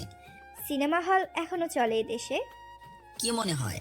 বলেই গাড়ি স্টার্ট দিয়ে চালাতে লাগলাম। আচ্ছা, এখন কি মুভি চলবে? আসেন আপাতত গিয়ে ফিল্ম দেখি, পরে না হয় ডিনার করব। আপনি কি এর আগেও কখনো মেয়ে নিয়ে এসেছিলেন কখনো সিনেমা হলে? মানে? মানে আমার আপুকে নিয়ে বা তার আগে গার্লফ্রেন্ড নিয়ে গিয়েছিলেন সিনেমা হলে? গিয়েছি, তবে মেয়ে নিয়ে যায়নি। আপনাকে নিয়েই প্রথম যাব। ওকে। তারপর দুজনে গিয়ে বসলাম সিনেমা দেখার জন্য একটা কোনার সিটে। সিনেমা শেষ হলে দুজনে বাইরে বের হলাম। তারপর গিয়ে দুজনে ডিনার করে নিলাম। তারপর বাসায় ফিরে আসলাম। Thank you so much. Thanks কেন? এই যে আপনার জন্য এত সুন্দর একটা সময় কাটালাম তার জন্য, বুঝছেন? ওয়েলকাম। তারপর দুজন বাসা চলে আসলাম। আমি গিয়ে ফ্রেশ হয়ে ঘুমিয়ে গেলাম। সকালে আম্মুর ডাকে ঘুম ভাঙলো। তারপর উঠে ফ্রেশ হয়ে নিচে গিয়ে রেডি হয়ে গেলাম। গিয়ে নাস্তা করে অফিসে চলে গেলাম। অফিসের কাজ শেষ করে বাসায় চলে আসলাম। ফ্রেশ হয়ে ল্যাপটপটা ওপেন করতে দেখি সাজ্জাদের মেইল এসেছে। চেক করতে লাগলাম। এই 4-5 দিনে সাথে বিশেষ কারোর সাথে কথা বলেনি, তাই শান্তি পেলাম একটু। ল্যাপটপের সিকিউরিটি লক পাল্টে আবার রেখে দিলাম। তারপর নিচে গেলাম। সবাই সেখানে বসে আছে, তাই আমিও গিয়ে বসে গেলাম। সাকওয়াত, এবার তো বিয়েটা করে ফেল দাদু ভাই। সময় হলেই করব, আর বিয়ে করব আমি। তোমার তো তারা কেন? না, তোর ভাই। কি হলো ভাইয়া? কি বলতে গিয়ে থেমে গেলে কেন? না কিছু না, তুই বিয়ে করবি কবে সেটা বল। সময় হলেই করব, কিন্তু তোমাদেরকে যে ভাইয়া পাম দিতেছে সেটা বোঝাচ্ছি। অযথা মিথ্যা বলবি না। সেটা দাদুর কথাই শুনে বুঝেছি যে কে তলে তলে পাম দিতেছে। দিছি তো। এত বড় হয়ে গেছিস, এখনো বিয়ে করতেছিস না, তো কি বলবি? তুই সকালের কাহিনীটা পজিশন নিতেছিস তাই না? হুম। তোর জন্য কতগুলো বিয়ে ভাঙলাম আমি, আর তুই এখন আমার বিপক্ষে লেগেছিস। কথাটা শোনার সাথে সাথেই আব্বু আম্মু দাদু সহ বাড়ির সবাই চমকে তাকালো। ব্যাপারটা বুঝতে পেরে আমি জিব্বায় কামড় দিয়ে ফেললাম। কি বললি তুই? না কিছু না, আমি এখন বাইরে যাব। তারপর গাড়িতে বসে বসে মনের আনন্দে গান গাইতে লাগলাম। তখনই কেউ একজন গাড়িতে উঠে বসলো, তাই গিয়ে দেখি জান্নাত। আরে আপনি এখানে? আপনি তো দুলাভাইকে চিফায় ফেলে দিয়ে চলে আসছেন। কিভাবে? যে কথাটা বলে এসেছেন সেটা নিয়ে এখন সবাই হাজারটা প্রশ্ন করতেছে, আর ভাইয়া উত্তর দিতে দিতে চান বের হচ্ছে। আমার পিছনে লাগতে আসলে এমনই হয়। আচ্ছা, এখন কি করবেন সেটা বলেন। এখন ভিতরে গিয়ে খাওয়া দাওয়া করে তারপর সবাইকে আরো কিছু ধাপ্পা দিয়ে গিয়ে ঘুমাবো। জান্নাত কোনো কিছু না বলে আমার দিকে তাকিয়ে একটু হাসলো শুধু। তারপর দুজনে বাসার ভেতরে গেলাম। ভাইয়া আমার দিকে আগুনের দৃষ্টি নিয়ে তাকিয়ে আছে, তাই বেশি কথা না বলে খেতে বসে গেলাম। খাওয়া দাওয়া শেষ করে আবার গিয়ে সবার সাথেই বসলাম। কি হলো, এভাবে তাকিয়েছো কেন? এমনি। আচ্ছা দাদু ভাই, তুই যে বলেছিলি তুই নাকি কোন মেয়েকে পছন্দ করিস, তাকে আমাদের সাথে পরিচয় করিয়ে দিবি না? পরিচয় হয়ে কি করবে? আরে ওদের পরিবারের সাথে তোর বিয়ের কথাবার্তা ফাইনাল করতে হবে না? সময় হলেই বলবো। সময় কবে হবে? জানি না বলেই উঠে রুমে চলে গেলাম। সারাদিন অনেক কাজ করেছি অফিসে, তাই আর বেশি চিন্তা না করে দিলাম এক ঘুম। সকালে আম্মুর ডাকে ঘুম ভাঙলো। কি রে, উঠবি না? অফিসের টাইম হয়ে গেছে। আজকে শুক্রবার, উঠে নাস্তা করে নে। আর তোর আব্বু তোকে ডাকতেছে। তুমি যাও, আমি আসতেছি বলেই উঠে ফ্রেশ হতে চলে গেলাম। নাস্তা করার নিচে গিয়ে দেখি সবাই বসে আছে, তাই সবার সাথে আমিও বসে গেলাম। আব্বু ডেকেছিলে নাকি? কেন? সবাই আমাদের পরিবার রীতি সম্পর্কে জানে নিশ্চয়। হুম। সো সাথী যেহেতু বংশের বড় বউ, তাই সাথীকে এই বাড়ির সব দায়িত্ব দেওয়ার সিদ্ধান্ত নিয়েছি। আর তাকে আমরা আমার জমির ভাগ থেকে কিছু অংশ লিখে দিব। আব্বু, আমি কি করে? পারবে মা, আর তোমার শাশুড়ি তো আছেই। সাথী আর কিছুই বললো না, সবাই চুপচাপ বসে রইলো। এটা বলার জন্য ডেকেছিলেন? হুম। এটা সবাইকে বলার কি আছে? আমি তো মনে করেছি কি না কি বলবে। আর এটা বলার কি আছে? শুধু শুধু আমার ঘুমটাই নষ্ট করেছে। চুপ করে খা। ওকে বলে চুপচাপ খেয়ে নিলাম। মনে মনে ভয় একটাই, সাথী হাতে পরিবারের সব দায়িত্ব আছে, আল্লাহ জানে আগে কি হয়। এসব ভাবতে ভাবতে রুমে গিয়ে শুয়ে পড়লাম। হঠাৎ সাথী রুমে আসলো, তাই উঠে বসলাম। সাথী, তুমি আমাকে এখনো ঠিকভাবে চেনোনি, আমাকে রাগিও না, তাহলে তোমাকে শূন্য করে ফেলবো তোমাকে। ওরে, আমি তো ভয় পাইছি। এসব নাটক আমার সামনে না করাই ভালো। আর তুমি রাগলে কি করতে পারবে আমার? সেটা তোমাকে আমি সময় হলেই দেখাবো। আর তুমি সবাইকে যে ভুল বোঝাচ্ছ এটা তুমি নিজেও জানো না। আমি তো ভুলই বুঝছি। আর তোমরা সবাই মিলে আমার আব্বুর যা করেছিলে তা ঠিক ছিল না, তাই না? আমি আগেও বলেছি তোমার আব্বুর সাথে যা হয়েছে তার জন্য দাদা দায়ী। ওকে, তা ওই বুড়া মরার পর তোমরা একবার আব্বুকে ফিরে আসতে বলনি কেন? সাথীর এই কথাটা আমার কলেজায় লাগলো। ঠিক তো, দাদা মরার পর ছোট চাচাকে আসতে বলা হয়নি কেন? সাথীর কথাটা ভাবাতে লাগলো আমাকে। কি হলো, কথার উত্তর নেই কেন? তোমার কথাটা সত্যি, কিন্তু এটার উত্তর আমি সবার কাছ থেকে চাইবো, তুমি শুধু দেখে যাও। দেখো, আমাকে বোঝাতে এসো না। তোমরা সবাই মিলে আমার আব্বুকে বাইরে বের করে দিয়েছিলে, আর আমি এটার প্রতিশোধ না নিয়ে থামবো না। ওকে, যা করার করে নিও, কিন্তু আমি তো আছি নাকি এটা মনে রেখো, তাহলেই হবে। ওকে জনাব।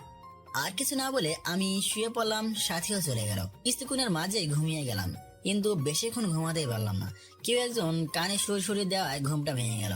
তাকিয়ে দেখি জান্নাত পাশে বসে হাসতেছে। আমি কোনো কিছু না বলে জান্নাতের দিকে এক দৃষ্টিতে ওর হাসিটা দেখতে লাগলাম, আর ভাবতে লাগলাম মেয়েটা সত্যিই বলি, হাসলে অনেক সুন্দর লাগে মেয়েটাকে। এসব ভাবতেছিলাম, তখনই মাথায় একটা বুদ্ধি আসলো। জান্নাতকে এখন খুব প্রয়োজন আমার, ওকে হাতিয়ার বানানোর টাইম হয়ে এসেছে। এসব ভাবছিলাম, তখনই জান্নাতের ধাক্কায় হুঁশ ফিরল। ওই কি ভাবছেন এত? আপনার মায়াবী হাসিটা হারিয়ে গেছিলাম। বা পটানো ট্রাই করতেছেন নাকি? কিছুটা ওই রকমই। ওকে।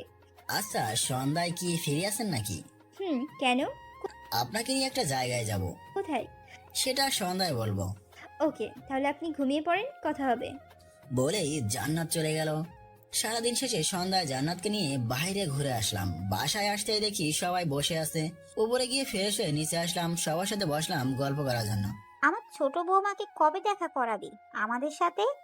সত্যি করে বলো তো, তোমার আমার ভালোবাসা কি মেনে নেবে? কেন নিব না বোকা? তাহলে দাদু আমার কিছু প্রশ্নের উত্তর দাও তো। বল। তোমরা সবাই মিলে যদি আমার ভালোবাসাটাকে মেনে নিতে পারো, তাহলে আমাদের ছোট আব্বুর ভালোবাসাটাকে মেনে নেওনি কেন? কথাটা শুনে দাদু সহ সবাই একটা বড় সড়ো ধাক্কা খেলো। আমার দিকে চমকে তাকালো। কি হলো, উত্তর দাও। দেখ, তখন তোর দাদা সবকিছু করেছিল। আমি অনেক বলেছি তোর দাদাকে, কিন্তু উনি শোনেননি আমার কথা। দাদা মারা যাওয়ার পর ওনাদের ফিরে আসতে বলনি কেন? আমরা অনেক খুঁজেছি তোর ছোট চাচাকে, কিন্তু কোনো খোঁজ মেলেনি তার। জানি না ও কোথায় আছে, কেমন আছে। দাদুর চোখে পানি টলমল করতেছে। আমি সাথীর দিকে তাকিয়ে দেখি সাথীর চোখেও হালকা পানি। সাথী দাদুর দিকে তাকিয়ে আছে। দেখো, খুঁজলে নাকি সব মিলে। আর তোমরা ছোট চাচাকে খুঁজে পাওনি কেন? আমরা তোর ছোট চাচাকে পুরো বাংলাদেশে খুঁজেছি, খবরের কাগজেও দিয়েছি, কিন্তু পাইনি। ওকে, এবার আমি খুঁজবো চাচাকে, আর তোমরা দেখো শুধু। আর আমার পছন্দের মেয়ে নেই, ঠিক আছে? বলেই উপরে চলে আসলাম। তারপর রুমে গিয়ে বসেছিলাম, তখনই জান্নাত রুমে আসলো। আচ্ছা, আপনি কি বললেন আমি কিছুই বুঝলাম না। আরে আসলে আমার একটা ছোট আব্বু, জান্নাতকে সব খুলে বললাম। শুধু বললাম না, জান্নাতের আব্বু আমার ছোট চাচা। এটা ঘটনাটা আমি আগেও শুনেছি মনে হচ্ছে। কি জানি। আচ্ছা, আপনি থাকেন, আমি গেলাম। বলেই জান্নাত চলে গেল। বসে বসে মোবাইল টিপতেছিলাম, তখনই সাথী রুমে আসলো কফি নিয়ে। কি ভেঙেছে আপনার ভুল? সাথী কোনো কিছু না বলে চলে গেল। আমি নিজের মতো কফি খেয়ে চলে গেলাম খেতে। খাওয়া দাওয়া করে উপরে চলে আসলাম, তারপর ঘুমিয়ে গেলাম। এভাবে বেশ কয়েকদিন কেটে গেল। সাধারণভাবে কেটে গেল দিনগুলো। বিকেলে বাসায় এসে ফ্রেশ হয়ে এসে বসে মোবাইল টিপতেছিলাম, তখনই জান্নাত রুমে আসলো। কি হলো, কিছু বলবেন না? আপনাকে একটা কথা বলবো বলেছিলাম, মনে আছে? হুম। আজকে সন্ধ্যায় বলতে চাই। সন্ধ্যায় আপনাকে নিয়ে একটা জায়গায় যাব, রেডি হন। বলে জান্নাত চলে গেল। আমি কিছু না ভেবেই উঠে গেলাম রেডি হতে। তারপর রেডি হয়ে গাড়িতে গিয়ে বসে রইলাম। কিছুক্ষণ পর জান্নাত এসে আমার গাড়িতে উঠলো। তারপর আমার দিকে তাকিয়ে একটা মিষ্টি হাসি দিল। কোথায় যাবেন বলেন? চালাতে থাকেন, আমি বলতেছি। ওকে, বলেই গাড়ি চালাতে লাগলাম। কিছুটা পথ যাওয়ার পর জান্নাত একটা নদীর পাড়ে থামতে বললো, তাই গাড়ির থামিয়ে দুজনে নিচে নামলাম। বলেন, কি বলবেন? চলেন একটু হাঁটি। চলেন, বলে দুজন পাশাপাশি হাঁটতে লাগলাম। আপনার হাতটা একটু ধরতে পারি? না না, সরি, সারা জীবনের জন্য ধরতে পারি? আপনি কি ইনডাইরেক্ট প্রপোজ করতেছেন নাকি? হুম। দেখেন, বাসা থেকে মেয়ে দেখতেছে, আর আপনি আগে বললে ভেবে দেখতাম, কিন্তু কে জানে কবে বাসা থেকে মেয়ে ঠিক করে বসে। সেটা নিয়ে আপনাকে ভাবতে হবে না, আমি সব সামলে নিব। দেখো, আমি কি বলবো কিছুই বুঝতেছি না। আপনাকে কিছু বলতে হবে না, আপাতত বাসায় চলেন। সেখানে আরো বড় চমক বাকি আছে আপনার জন্য। কিরকম চমক? শুনলেই বুঝতে পারবেন। এখন চলেন বাসায়। আর কিছুক্ষণ বসি এখানে, জায়গাটা খুব ভালো, তাই কিছুক্ষণ থাকতে মন চাইতেছে। আমার পছন্দের জায়গা এটা, তাই আপনার পছন্দ হতে হবে। জায়গাটা পছন্দ হয়েছে, কিন্তু আপনাকে পছন্দ হয়নি আমার। জান্নাত কথাটা শোনার সাথে সাথেই হাসি খুশি মুখটা একেবারে শুকিয়ে গেল। চোখের কোণে পানি চলে আসলো। ভাঙা গলায় জিজ্ঞাসা করলো, কেন? কারণ তুমি অনেক পাতলা, আর পাতলা মেয়ে আমার পছন্দ না। বলেই হেসে দিলাম। জান্নাত কাদো কাদো মুখটা এখন রাগে লাল হয়ে গেল, চোখ দিয়ে যেন রক্ত পড়তেছে। হঠাৎ করে জান্নাত এসে আমাকে জোরে জড়িয়ে ধরে কেঁদে দেয়। তারপর কোনো কথা না বলেই ঘাড়ে কামড় বসিয়ে দিল। আরে আরে, কি কি করতেছো? উফ! আমি পাতলা বলে ভালো লাগে না, শয়তান? বলে আবার কামড় বসিয়ে দিল। ব্যথা পাচ্ছি তো। আরে আমি মজা করছি। আপনি পাতলা কে বলেছে? আপনি তো লেডি বডি বিল্ডার।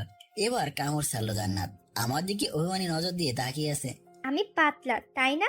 তাহলে এখন কোলে নিয়ে 1 ঘন্টায় নদীর পাড়ে হাঁটবেন। কি? তাড়াতাড়ি কোলে নেন।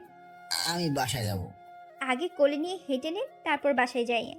বলে জান্নাত আমার পিঠে জড়িয়ে ধরে উঠে বলল, কি আর করার, তাই ওকে এভাবে নিয়ে হাঁটতে লাগলাম নদীর পাড়ে। কিছুক্ষণ হাঁটার পর জান্নাত পিঠ থেকে নেমে পড়ল। এবার বাসায় যাওয়া যাক। আসছে বাসায় যাইতে, এখন তো শুরু মাত্র। কি? এবার হাত দিয়ে কোলে তুলে। কি আর করার, তাই কোলে তুলে নিলাম। পাতলা বলা সুর তুলতেছে। কতক্ষণ এভাবে নিয়ে ঘোরার পর জান্নাত নামাতে বলল, তাই নামিয়ে দিলাম। আর বলবেন পাতলা মেয়ে? জীবনেও না।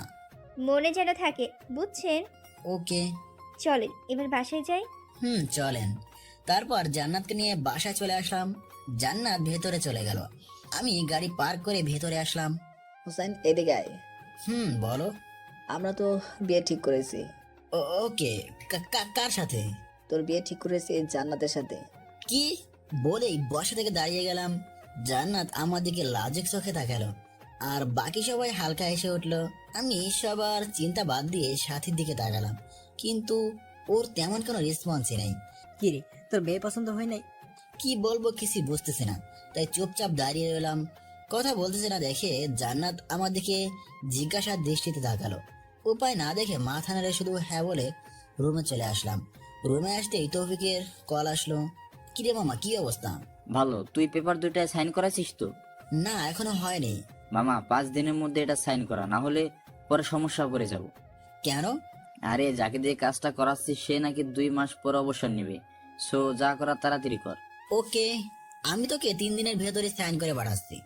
ওকে, ভালো থাকিস। ওকে বলেই ফোনটা রেখে দিলাম। মাথাটা ঘুরতে লাগলো জান্নাতে থেকে কিভাবে সাইনটা করানো যায়। ভাবছিলাম কয়েকদিন পর বিয়ের সময় করিয়ে নিব, কিন্তু এখন তো মহা ঝামেলায় পড়ে গেলাম। ফ্রেশ হয়ে এসে ভাবতে লাগলাম কিভাবে করা যায়। ভাবতে ভাবতে কখন যে খাওয়ার টাইম হয়ে গেল খেয়ালই করিনি। আম্মুর ডাকে ভাবনা থেকে বের হয়ে খেতে গেলাম। খাওয়া দাওয়া করতেছিলাম, তখনই আব্বু বলে উঠলো, ভাবতেছি কোম্পানিতে নতুন একটা ম্যানেজার জয়েন করাবো। ওকে, তা আগেরটার কি হলো? ওর তো কোনো খোঁজই নেই, আর পুলিশ ওই ছেলেটাকে খুঁজতেছে। পুলিশ কথাটা শুনতেই মাথায় একটা বুদ্ধি আসলো, তাই তাড়াতাড়ি খাওয়া দাওয়া শেষ করে রুমে চলে আসলাম। রুমে এসেই ফোন দিলাম নাফিসকে।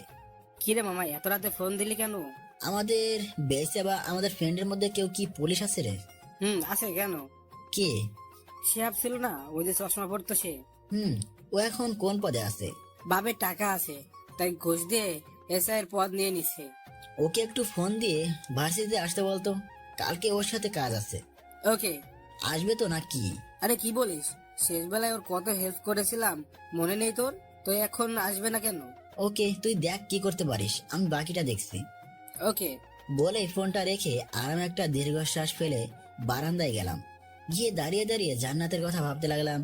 জান্নাতকে বিয়ে করাটা কি ঠিক হবে নাকি ভুল, এসব নিয়ে ভাবতেছিলাম। তখনই কেউ পেছন থেকে জড়িয়ে ধরলো। বুঝতে বাকি রইল না জান্নাত। কার কথা এত ভাবছেন? আপনার। তাই নাকি? তা কি ভাবতেছিলেন? আপনাকে বিয়ে করবো নাকি, জান্নাতের অবস্থা দেখার জন্য বাকিটা বললাম। নাকি কি? জান্নাত মায়াবী চোখে তাকিয়ে রইলো। কিছু না বলে অন্যদিকে ফিরে গেলাম। কি জান্নাতের অবস্থা কি হয়। কিছুক্ষণ পর জান্নাত কাঁদতেছে। মনে হলো ফিরে দেখি সত্যি জান্নাত কাঁদতেছে। কি হলো, কাঁদতেছেন কেন? কিছু না বলেই কেঁদে যাচ্ছে। না, মজাটা বেশি হয়ে গেছে। আচ্ছা, তাহলে সেই বাকি কথাটাও বলতেছি। আপনাকে বিয়ে করব নাকি, আপনাকে বিয়ে ছাড়াই সারা জীবন আমার কাছেই রাখবো। আপনি যেভাবে রাখবেন আমি সেভাবেই থাকবো। উল্লে উল্লে, তা আর কাঁদতে হবে না। শয়তান! বলে জান্নাত বুকে একটা ঘুষি মারলো। কি হলো, মারলেন কেন? আমাকে কাঁদিয়েছেন তাই। ওকে, অনেক রাত হয়ে গেছে, এখন রুমে যান। আমি তো আপনার রুমেই আছি। মানে কয়েকদিন পর তো এটা আমার রুমই হবে। সো কাল থেকে যেটা হতে যাচ্ছে তাই সেটা আগে থেকে অভ্যাস করে নেওয়া ভালো না? ওরে আল্লাহ, বলে কি মেয়েটা? কি বলি সেটা বুঝতে হবে না, এখন আসেন, ঘুমাতে হবে। ওই ওই, যান রুমে। চুপ, আসেন তো। বলে আমাকে টেনে রুমে নিয়ে গেল। রুমে এসে জান্নাত খাটে শুয়ে গেল। তারপর হাতের ইশারায় কাছে রাখতে লাগলো। সরি, আপনি থাকেন এই রুমে, আমি গিয়ে অন্য রুমে ঘুমাই। বলে দরজার দিকে আসতে লাগলাম। তখনই জান্নাত এসে দরজায় দাঁড়িয়ে গেল। বুঝেছি, আপনাকে বিয়ের পরেই ভাগে আনতে হবে। বুঝতে পারার জন্য ধন্যবাদ। আমি যে চলে যাব, তবে যাওয়ার জন্য গিফটটা দেন। কিসের গিফট? আর এত রাতে দোকান খোলা থাকবে নাকি যে গিফট পাওয়া যাবে? পুরো দোকানটার সামনে, আর বলে গিফট নাকি পাওয়া যাবে না। কি বোঝাতে চাইতেছেন? বলবো না, করে দেখাবো। মামা মানে? বলেন। জান্নাতের নজরটা কেমন যেন খারাপ হতে লাগলো। তারপর হাঁটি হাঁটি পায়ে আমার দিকে এগোতে লাগলো। ওকে, তাহলে আগে পানি খেয়ে নেই, তারপর বলবো। বলে গ্লাস থেকে পানি খেয়ে খাটের সামনে এসে দাঁড়ালো। শেষ, তাহলে এবার বিদায় হন। বিদায় হওয়ার গিফট তো লাগবে নাকি? বলেন কি গিফট? ওকে, একটা কিস করেন, তাহলে চলে যাব। কি? কি না জি? না, এটা আমি পারবো না। ওকে, তাহলে আমিও যাব না। কাকে ডাকবেন ডেকে নেন। কি করবো কিছু বুঝতেছি না। আর যে মেয়ে না দিলে এখন সারা বাড়ি মাথায় তুলে রাখবে। ওই কি এত ভাবছেন? না, কিছু না। দিবেন না এখানে শুয়ে পড়বো, অনেক ঘুম পেয়েছে। ওকে, তাহলে এদিকে আসেন। আপনি আসেন, আমি যেতে পারবো না। জান্নাত খাটের কোণে দাঁড়িয়ে রইল। ওকে বলে আমি জান্নাতের কাছে গেলাম। আপনি আপনার কাজ করতে পারেন। ওকে। জান্নাতের থেকে 5 ইঞ্চি গ্যাপ রেখে দাঁড়ালাম। জান্নাত বারে বারে গ্যাপটায় তাকাতে লাগলো। তারপর আমি কিস করার জন্য চোখগুলো বন্ধ করে মুখটা এগোতে লাগলাম। হঠাৎ জান্নাত এসে আমাকে জড়িয়ে ধরে লিপ কিস করে দিল। ওর ব্যবহার দেখে আমি পুরোই অবাক হয়ে গেলাম। তারপর জান্নাত আমাকে নিয়ে খাটে পড়ে যায়। কয়েকটা কিস করার পর জান্নাত হাঁপাতে লাগলো। আজকে বুঝলাম আপু আপনাকে কেন বিয়ে করেনি। মানে? আপনি এতটা আনরোমান্টিক, তাই আপু আপনাকে রিজেক্ট করে দিয়েছে। ও, তা এই রিজেক্ট মালটা আপনার কি প্রয়োজন তা জানতে পারি? সেটা বিয়ের পরে বলবো, এখন সরুন, ঘুমাতে যেতে হবে। আমি বেশি চিন্তা না করে ফ্রেশ হতে চলে গেলাম। ও, লিপস্টিক এত বাজে টেস্ট তা আজকে বুঝলাম। যাই হোক, ফ্রেশ হয়ে এসে ঘুমাতে চলে গেলাম। সকালে আম্মুটাকে ঘুম ভাঙলো, তাই উঠে ফ্রেশ হয়ে এসে নাস্তা করে অফিসের জন্য বেরিয়ে গেলাম। রাস্তায় জান্নাতকে নিয়ে করা প্ল্যানটা নাফিসকে বুঝিয়ে দিলাম। তারপর অফিসে কাজ করতে লাগলাম। দুপুরে পরে হিমেল ফোন দিয়ে বলল সঞ্জিত নাকি রাজি হয়ে গেছে, তাই বাকি প্ল্যানটাও বলতে। তারপর অফিস থেকে বেরিয়ে সোজা চলে গেলাম ক্লাবে। কি রে শিহাব, কি খবর? ভালো। তা তোকে সবকিছু বুঝিয়ে দিয়েছে নাফিস? ওকে নিয়ে যাওয়ার পর কি করতে হবে? তারপর তুই শিহাবকে বাকি প্ল্যানটা বলে দিলাম। ওকে। আরেকটা কথা, তোর বড় ভাই কি ফাইন্যান্স নিয়ে পড়েছিল না? কেন? এখন কি করে? চাকরি করে নাকি এখনো বেকার? বেকারি। ঠিক আছে, আমাদের অফিসে পাঠিয়ে দিস। আমি তোর ভাইয়ার ট্যালেন্ট দেখেছি, ম্যানেজারের চাকরি হয়ে যাবে। কি বলিস মামা? শিহাবের চোখে হালকা পানি জমে গেল, কিছুটা আবেগী হয়তো হয়ে গেছে। আচ্ছা, আমি আব্বুকে সব বলে দিচ্ছি, তুই পাঠিয়ে দিস কালকে। ওকে মামা, তুই আজকে আবার উপকার করলি, আমি তোর ঋণ। শিহাব আর কিছু বলার আগে থামিয়ে দিলাম। দূর, কি বলতেছিস? আর তোর ভাইয়াকে বলিস এখন থেকে যেন রাগটা কমিয়ে নেয়, কারণ তার হাতের নিচে এখন 20-40 জন কাজ করবে না, পুরো একটা কোম্পানির লোক কাজ করবে। তো ওনাকে একটু বুঝিয়ে বলিস, ওনার চাকরিগুলো গেছে রাগের কারণে, সেটা আমি জানি। তাহলে আমি এখন যাই, পরে কথা হবে। এরপর আর অফিসে না গিয়ে বাসায় চলে আসলাম 3টার দিকে। প্রচুর খিদে পেয়েছে, তাই আম্মুকে ডাকতে তার রুমে যাই। আম্মুর রুমে উকি দিয়ে দেখি ঘুমাচ্ছে, তাই আর ডাকলাম না। ভাবির রুমেও আর যায় নাই। টেবিলে কি আসতে দেখে ফ্রেশ হতে চলে গেলাম। ফ্রেশ হয়ে নিচে এসে চমকে গেলাম, এসে দেখি সবকিছু সুন্দর করে সাজানো, কিন্তু আশেপাশে কাউকে দেখতে পাচ্ছি না। প্রচুর খিদে পায়, আর বেশি চিন্তা করলাম না। হয়তো সাথী দেখেছে এসেছি, তাই হয়তো এসব রেডি করে দিয়ে চলে গেছে। খেতে বসে গেলাম। কিছুক্ষণ পর হঠাৎ গিলাসের দিকে নজর গেল। চিরকুটের মতো একটা জিনিস রাখা, তাই হাতে নিলাম। কে এই চিরকুট রাখলো? কিছুটা উৎসাহী হয়ে খুললাম। খুলে আমি অবাক হয়ে গেলাম। চিরকুটে লেখা, বউ থাকতে খাবারের কষ্ট করবেন কেন পাগলি। বুঝলাম জান্নাতের কাজ এটা, তাই হালকা করে হাসলাম। তারপর আবার খেতে লাগলাম। হঠাৎ পেছন থেকে কেউ গলা জড়িয়ে ধরলো। বোঝার বাকি নেই যে এটা জান্নাত, তাই আর কিছুই বললাম না। কি হলো, কিছু বলতেছেন না কেন? কি বলবো? কি বলবেন মানে? থ্যাঙ্কসও দিবেন না? থ্যাঙ্কস কেন দেবো? কেন দিবেন মানে? এত কষ্ট করে সবকিছু রেডি করে খেতে দিলাম, আর আপনি কিনা একটা থ্যাঙ্কসও দিবেন না? আমি কোনো পাগল বা পাগলিকে থ্যাঙ্কস দেই না। মানে হলো চিরকুটে হাতে ধরিয়ে দিলাম। ও আচ্ছা, থাক, লাগবে না আপনার ধন্যবাদ, থাকেন, আমি গেলাম। জান্নাত চলে গেল। আমি খাওয়া দাওয়া শেষ করে রুমে গিয়ে দেখি জান্নাত শুয়ে আছে। লকার থেকে পেপারগুলো ব্যাগে নিয়ে নিলাম। জান্নাত এখনো ওইভাবেই শুয়ে আছে। আচ্ছা, থ্যাঙ্কস লাগবে নাকি কিস লাগবে, কোনটা লাগবে? জান্নাত আমার দিকে ভূত দেখার মতো চমকে দেখালো। কি হলো বলেন? আপনি যা দেন। ওকে, তাহলে সন্ধ্যায় লেকের পারে গাড়ি নিয়ে চলে যাইয়েন। ওকে, তা আপনি কি এখন কোথাও যাবেন নাকি? একটু অফিসে যাব, সন্ধ্যায় আপনাকে নিয়ে ঘুরতে যাব। তারপর রাতে একেবারে বাইরে খেয়ে বাসায় আসবো। ওকে। তারপর বাসা থেকে বেরিয়ে শিহাবকে সব কাগজগুলো বুঝিয়ে দিয়ে আমি চলে গেলাম লেকের পাড়ে। আমি জানি জান্নাত এখন পর্যন্ত আসতে পারবে না, তাও যদি চলে আসে তাই বসে রইলাম। সন্ধ্যা 8টার দিকে জান্নাত ফোন দিল, তাই রিসিভ করলাম তাড়াতাড়ি। জান্নাত, কোথায় আপনি? জান্নাত কিছু না বলেই কাঁদতে লাগলো। জানি এটা হওয়ার, তাই বেশি একটা অবাক হয়নি। তারপরেও এমন ভাবে কথা বলেছি যেন জান্নাতের সন্দেহ না হয়। জান্নাত, কি হয়েছে বলো আমাকে। আপনাকে পুলিশ থানায় নিয়ে এসেছে। কেন?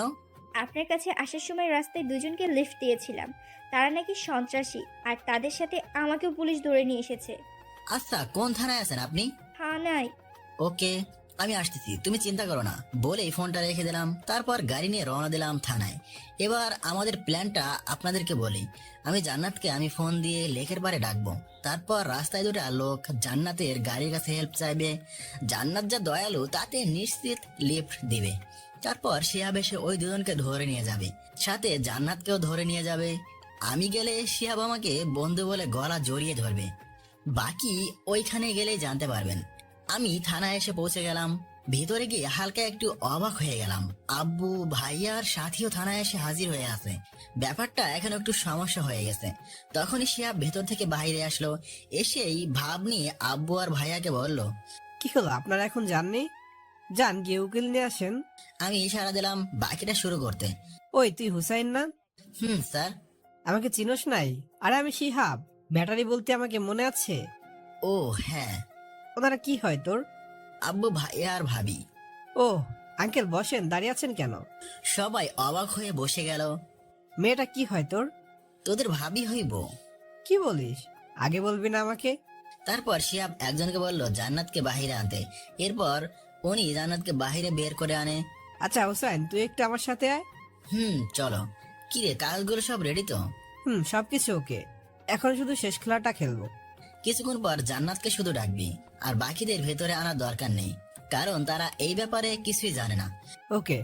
তারপর কিছুক্ষণ বসে বসে সিগারেট খেয়ে নিলাম একটা। তারপর জান্নাতকে ভেতরে ডাকলাম। জান্নাত আসলো, কিন্তু হালকা ভয় পেয়ে আছে। সরি ভাবি, আমি জানতাম না আপনি হুসাইনের হবু বউ। জান্নাত কিছুই বললো না। আচ্ছা, এখানে 4টা সাইন করে আপনি বাসায় চলে যান, আর কোনো সমস্যাই হবে না। শিহাব পেপারগুলো জান্নাতকে দিল। আমি জান্নাতের হাত থেকে পেপারগুলো নিয়ে ভালো করে দেখে নিলাম। তারপর জান্নাতকে দিলাম। জান্নাত সাইন করে দাও। জান্নাত তাড়াতাড়ি সাইন করে দিল। তারপর সেগুলো শিহাবের কাছে দিলাম। জান্নাত, তুমি গিয়ে গাড়িতে বসো, আমি আসতেছি। জান্নাত কিছু না বলে চলে গেল। তুই তো সিনেমায় চান্স পাবি, এত ভালো অ্যাক্টিং করিস তুই। পুলিশের চাকরি যথেষ্ট, এত বেশি কাজ করলে সেই টাকা খাবে কে? আচ্ছা, এখন যাই, পরে কথা হবে। ওকে, পেপারগুলো কি করব, নিয়ে যা। দে। বলে পেপারগুলো নিয়ে ব্যাগে ঢুকিয়ে ফেললাম। তারপর বের হয়ে এসে গাড়ির সামনে দাঁড়ালাম। সবাই চুপচাপ হয়ে বসে আছে। কি হলো, মুড অফ কেন সবার? কি হয়ে গেল এই সময়টায়? ভাইয়া, তুমি এখন ওইটা নিয়ে পড়ে আছো? আরে আমি থাকতে আর পরিবারের কেউ চুল পরিমাণ ক্ষতিও করতে পারবে না, এটা সব সময় মনে রেখো। সাথীর দিকে আর চোখে তাকিয়ে পারলাম। চল এখন। কোথায় যাব? বাসায়। আজকে বাইরে ডিনার করব, এটা ফাইনাল। আম্মু বাসায় একা। তাহলে চলো তাকে নিয়ে আসি, তারপর গিয়ে ডিনার করব। তাহলে সবার মন চাঙ্গা হয়ে যাবে। তাহলে আম্মুকে ফোন দিয়ে বলো রেডি হয়ে থাকতে, আর তোমরা যাও, আমি আসতেছি ওই গাড়িতে। ওকে। আর জান্নাত, তুমিও সাথে চলে যাও। ওকে। বলে জান্নাত নেমে গেল। ওকে, তোমরা যাও, আমি আসতেছি। তারপর ওরা গাড়ি দিয়ে চলে গেল। জান্নাতের আমি গিয়ে উঠে বসে বললাম গাড়িতে, আপনি ঠিক আছেন? মাথা নেড়ে হ্যাঁ বলল। এদিকে আসো। জান্নাত চুপচাপ কাছে চলে আসলো। কপালে একটা ভালোবাসার পরশ এঁকে দিলাম। জান্নাত হালকা কেঁপে উঠলো। শোনো, অজানা কাউকে লিভ দিতে নেই, আর দিলেও ইমার্জেন্সি বা অ্যাক্সিডেন্ট করার ব্যাপারে সাহায্য করবে, না হলে এসবে ফেসে যাবে। ওকে। আরেকটা কথা, আমার বউকে সবাই চিনে রাখার দরকার, না হলে কিভাবে হবে? আর আজ থেকে তোমার কোনো চিন্তা নেই, কোনো সমস্যা হলে তো তোমার পুলিশ দেওয়ার আসছেই, ফোন দিবে, চলে যাবে সে। জান্নাত হালকা করে হাসলো। দেখেছো তোমার হবু স্বামী কত ফেমাস, আমাকে বিয়ে করলে সব চিন্তা আমার হয়ে যাবে। পাগলটা। সব ভয় শেষ। হিম্মত দেওয়ার মানুষ পাশে থাকলে ভয় কিভাবে থাকবে? তাহলে এসব চিন্তা বাদ দিয়ে চলেন খাওয়া দাওয়া করে আসি, না হলে পেটে আগুন লেগে যাবে। গাড়ি কি আমি চালাবো নাকি? আপনি ড্রাইভিং সিটে তো আপনি বসে আছেন। ও চলেন। বলে গাড়ি নিয়ে চলে গেলাম সোজা রেস্টুরেন্টে। সবাই মিলে খাওয়া দাওয়া করে নিলাম। তারপর বাসায় চলে আসলাম। রুমে গিয়ে ফিরে শুয়ে বসে বসে মোবাইল টিপতে লাগলাম। তখনই সাথী রুমের দরজা টোকা দিল। আরে ভাবি, আসেন। কি করছো? এই তো বসে আছি। তা হঠাৎ কি মনে করে? ধন্যবাদ দিতে এসেছি। কেন? জান্নাতকে এত বড় একটা দুর্ঘটনা থেকে বাঁচানোর জন্য। জি, আমি গাড়ির সামনে দাঁড়িয়ে কি বলেছি সেটা কি আপনার কান দিয়ে যায়নি? আমি এখন আসছি। সাথী চলে যেতে লাগলো। ভাবি, একটা কথা জানার ছিল। কি কথা? আপনার হঠাৎ করে কি হলো? আমার কি হবে, আমি তো ঠিকই আছি। না মানে যে নাকি আমাকে বা আমার পরিবারে সহ্য করতে পারে না, সে নাকি তার বোনকে আমার হাতে তুলে দিচ্ছে। সাথে কিছু না বলে শুধু হালকা হেসে চলে গেল। সব চিন্তা বাদ দিয়ে একটা আরামের ঘুম দিলাম। সকালে উঠে ফ্রেশ হয়ে নাস্তা করে চলে গেলাম অফিসে। দুপুরে পেপারগুলো কোরিয়ার করে দিয়ে তারপর আবার অফিসে চলে আসলাম। সারাদিন শেষ করে অফিস থেকে চলে আসলাম বাসায়। মাথাটা হালকা ব্যথা করতেছিল। আম্মু! কিছুক্ষণ পর আম্মু এসে হাজির। কি রে, এভাবে চিল্লাচ্ছিস কেন? মাথাটা ব্যথা করতেছে, একটু টিপে দাও না। আমার তো অনেক কাজ পড়ে আছে নিচে। আচ্ছা তুই শুয়ে থাক, আমি আসতেছি। ওকে। শুয়ে শুয়ে মোবাইল টিপতেছিলাম, তখনই জান্নাত রুমে আসলো। কি খবর? আজকে কোথায় সারাদিন? অফিসে কাজ ছিল তাই বিজি ছিলাম। আমার কথা কি একবারও মনে পড়েনি? সত্য বলবো না মিথ্যা? সত্য? কাজে চাপ ছিল তাই মনে করার সময় পাইনি। আর এত মনে করার কি আছে? মানে? যাকে কইলে যায় রাখি তাকে মনে করতে হবে কেন? পটানোর চেষ্টা করতেছেন নাকি? কাকে? কাকে আবার? আমাকে? একটু একটু। ওকে, তা কালকে যে বলেছিলেন কিস করবেন তার কি হলো? কিছুই হয় নাই। তাহলে এখন দিয়ে দিন। থাক, বাসি জিনিস খাওয়ার দরকার নেই। জোর করতে হবে? না। তাহলে দিন। দিব, কিন্তু একটা শর্ত আছে। আবার কি শর্ত? আমার মাথাটা হালকা ব্যথা করতেছে, আপনাকে চুলগুলো হালকা টেনে দিতে হবে। ওকে। তাহলে ওইখানে দাঁড়িয়ে আছেন কেন, এদিকে আসেন। আসছি। বলেই আমার পাশে এসে বসে গেল। তারপর ওর ঘাড়ে হাত রাখলাম। জান্নাত ঘাড় বাঁকিয়ে দিল, তারপর ওর গালে হাত দিয়ে করেই ফেললাম। হয়েছে, এবার শর্ত অনুযায়ী আমার চুল টেনে দেন। ওকে, আপনি শুয়ে পড়ুন, আমি চুল টেনে দিচ্ছি। ওকে বলে বালিশে শুয়ে গেলাম। জান্নাত আর রাগি চোখে আমার দিকে তাকিয়ে আছে। কারণটা বুঝতে না পেরে জিজ্ঞাসা করলাম, কি হলো, এভাবে তাকিয়ে আছেন কেন? আপনি বালিশে শুয়ে থাকলে আমি চুল টেনে দিব কিভাবে? তাহলে মাথা কি চাঁদে রাখবো নাকি? আমার কোলে মাথা রাখেন, তারপর আমি চুল টেনে দিব। ওই কি বলছেন এসব? আম্মু বা কেউ যদি এসে যায় আর আপনাকে আমার রুমে দেখে, তাহলে কাজ শেষ। এত বকবক করেন কেন? আম্মুই পাঠাইছে আপনার খোঁজ নিতে। কি? আম্মু তো দেখি ইদানিং 5G হয়ে যাচ্ছে। এখন মাথা এদিকে আনেন। কি আর করার, তাই জান্নাতের কোলে একটা বালিশ দিয়ে ওর কোলে শুয়ে গেলাম। তারপর ও হালকা হালকা করে চুলগুলো টেনে দিতে লাগলো। কখন যে ঘুমিয়ে গেলাম তা বলতেই পারি না। সকালে আম্মুর ডাকে ঘুম ভাঙলো। কি রে, অফিসে যাবি না? বলেই উঠে ফ্রেশ হতে চলে গেলাম। এভাবে এক সপ্তাহ কেটে গেল। জান্নাত আর আমার বিয়ের দিনও ঠিক হয়ে গেল। সকালে রেডি, অফিসে যাওয়ার জন্য রেডি হচ্ছিলাম, তখনই সাথী রুমে আসলো। আরে ভাবি, আপনি কি মনে করে? এই তো দেখতে আসলাম। তা কেমন চলতেছে দিনকাল? ভালো। তা আপনার প্ল্যানগুলো কত দূর? মোটামুটি ফিনিশ লাইনে। তোমাদের বিয়ের পরে খেলাটা শেষ হয়ে যাবে। তোমাকে কি এখনো বোঝনি এই পরিবারের মানুষগুলো তোমাদের কতটা ভালোবাসে? আমাকে ভুল বোঝাতে হবে না। না, তোমার জন্য শেষ প্ল্যানটাই কাজে লাগাতে হবে। ওকে, তার শেষ প্ল্যানটা কি? সময় হলে সুদ আমের দেবো বলে রুম থেকে বেরিয়ে আসলাম। ওকে, আমিও দেখবো তুমি কি করতে পারো। পেছন থেকে বলে উঠলো। নাস্তা খেয়ে সোজা চলে গেলাম অফিসে। অফিসে কাজ করছিলাম, তখনই তৌফিকের কল আসলো, তাই রিসিভ করলাম। কি মামা, কি অবস্থা তোর? এই তো ভালো, তা তোর কি খবর? ভালো। শোন না, পেপারগুলো রেডি করে ফেলেছি।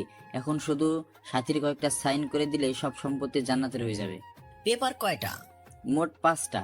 3টাতে সাইন করলে হবে, আর বাকি 2টা যে কোনো এক সময় করালে হবে। ওকে, তুই সেগুলো পাঠিয়ে দে। পাঠাতে হবে নাকি আমি 15 দিন পর দেশে আসতেছি, তখন নিয়ে আসলে হয় না? তাই নাকি? ওকে নিয়ে আয়। ওকে, ভালো থাকিস। ওকে, ফোন কেটে দিলাম। এখন চিন্তা একটাই যে সাথী থেকে সাইনগুলো কিভাবে, তাও 3টা সাইন। জান্নাত তো আমাকে বিশ্বাস করে, তাই সেদিন না দেখে সাইন করে দিয়েছিল। কিন্তু এটা তো সাথী, ও না দেখে সাইন করার মেয়ে না। দূর, সেগুলো পরে দেখা যাবে। তারপর অফিসে কাজ শেষ করে বিকেলে বাসায় চলে আসতেছিলাম, তখন দেখি জান্নাত একটা মার্কেটের সামনে দাঁড়িয়ে আছে। দূর থেকে কিছুক্ষণ দেখলাম ও কি করে। কিছুক্ষণ দেখার পর দেখলাম গাড়ির জন্য দাঁড়িয়ে আছে, তাই গাড়িটা ওর সামনে নিয়ে দাঁড় করালাম। ম্যাডাম, কোথায় যাবেন? থ্যাঙ্কস, আপনি চলে আসছেন, গাড়ি পাওয়াই যাচ্ছে না। তা এখানে কি করতেছেন? একটু মার্কেট করতে আসছিলাম। কার জন্য? সেটা তো বলা যাবে না। ওকে, তা বাসা থেকে একা এসেছেন কেন? আর গাড়ি নিয়ে আসেননি কেন? গাড়ি নিয়ে আসলে আপনার সাথে দেখা হতো নাকি? কিছু না বলে একটু হাসলাম, তারপর নিজের গাড়ি চালাতে লাগলাম। কোথায় যাবেন? বাসায় যাব। চলুন না, কোথায় গিয়ে ঘুরে আসি। ওকে, বলেন কোথায় যাবেন? চলেন নদীর পাড়ে যাই। ওকে, কিন্তু সেখানে গিয়ে কি করব? সেখানে গেলে আপনার জন্য একটা গিফট আছে। তাহলে তো যাওয়াই যায়। চলেন। তারপর গাড়ি নিয়ে সোজা চলে গেলাম নদীর পাড়ে। দুজনে গিয়ে একটা জায়গায় বসলাম। বলেন এবার কি বলবেন? কিছু বলতে হবে না, আমাকে কিছুক্ষণ আপনাকে দেখতে দেন। কি? কিছুদিন ধরে আপনি কাজে এত বিজি থাকেন যে আপনাকে ঠিকভাবে দেখতে পারি না। ওকে দেখেন। চুপ করে কতক্ষণ নদীর দিকে তাকিয়ে রইলাম। কিছুক্ষণ পর আমিও তার কাঁধে মাথা দিয়ে ডুবন্ত সূর্যটা দুজনে দেখতে লাগলাম। এবার আমার গিফটটা দেন। সত্যি দিব? জান্নাত ওর ঠোঁটগুলো কামড়াতে লাগলো। বুঝে গেলাম ওর নিয়তে ভেজাল আছে। থাক, লাগবে না। না, আমার গিফট তো আপনাকে নেওয়াই লাগবে। আপনার নিয়ত ঠিক করেন আগে, তারপর গিফটের কথা বলবো।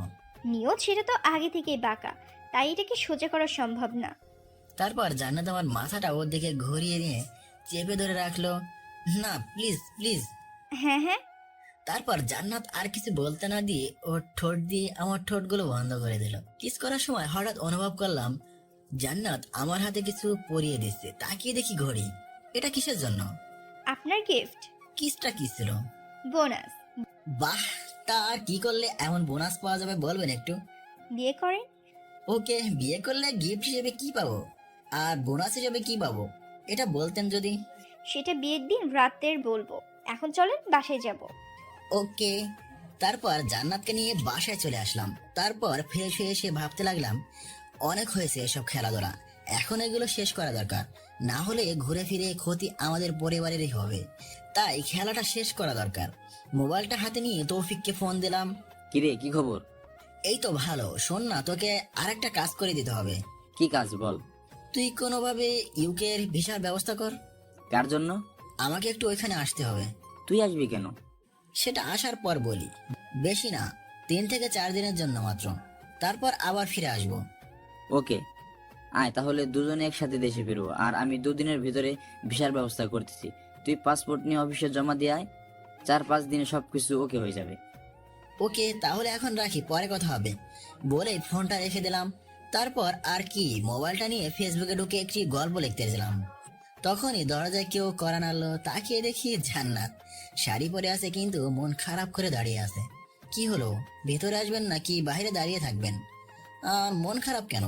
ধর, ভাল লাগে না। বিয়ে নাকি আরো 20 দিন পরে। তো কি হয়েছে? আমার আর ভালো লাগে না, মনে হয় কালকে আপনাকে বিয়ে করে ফেলি। হঠাৎ এত আবেগ? নিজের বর সারাদিন চোখের সামনে ঘোরাফেরা করে আর রাতে কোলবালিশ চড়িয়ে ঘুমাতে হয়, এটা কার ভালো লাগে বলেন? জান্নাতের কথা শুনে না হেসে পারলাম না, একটু জোরেই হেসে দিলাম। এদিকে জান্নাত আমাকে হাসতে দেখে আগুনে লাল হয়ে গেছে। ওই হাসি থামান বলছি, থামান বলছি। ওকে ওকে, সরি, কোন রকমে সামলে নিলাম। আপনি তো আমাকে ভালোবাসেন না, তাই আমার ভিতরে কি চলছে সেটা বুঝতেছেন না। ওকে, তাহলে এবার এদিকে আসেন। কেন? আদর করবো তাই।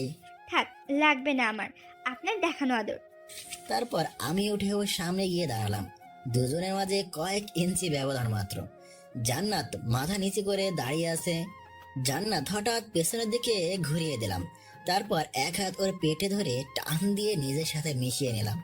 খালি পেটে হাত পড়তেই জান্নাত কারেন্টের শর্ট খাওয়ার মতো কেঁপে উঠল। ওই কি করতেছেন আপনি? শেষ কথাটা কি বলেছিলেন আপনি? সরি, ভুলে বলে ফেলছি। না, এখন তো ছাড়া সম্ভব না।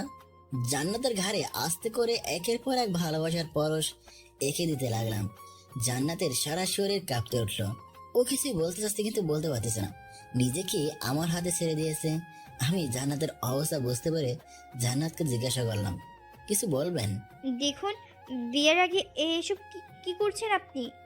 ওকে, এগুলো যেন মনে থাকে, আর এরকম কথা বললে পরের বার মাপ পাবেন না বলে জান্নাতকে ছেড়ে দিলাম। জান্নাত দরজার কাছে গিয়ে পেছন ফিরে তাকিয়ে মুখ বাঁকিয়ে ভেংসি কেটে চলে গেল।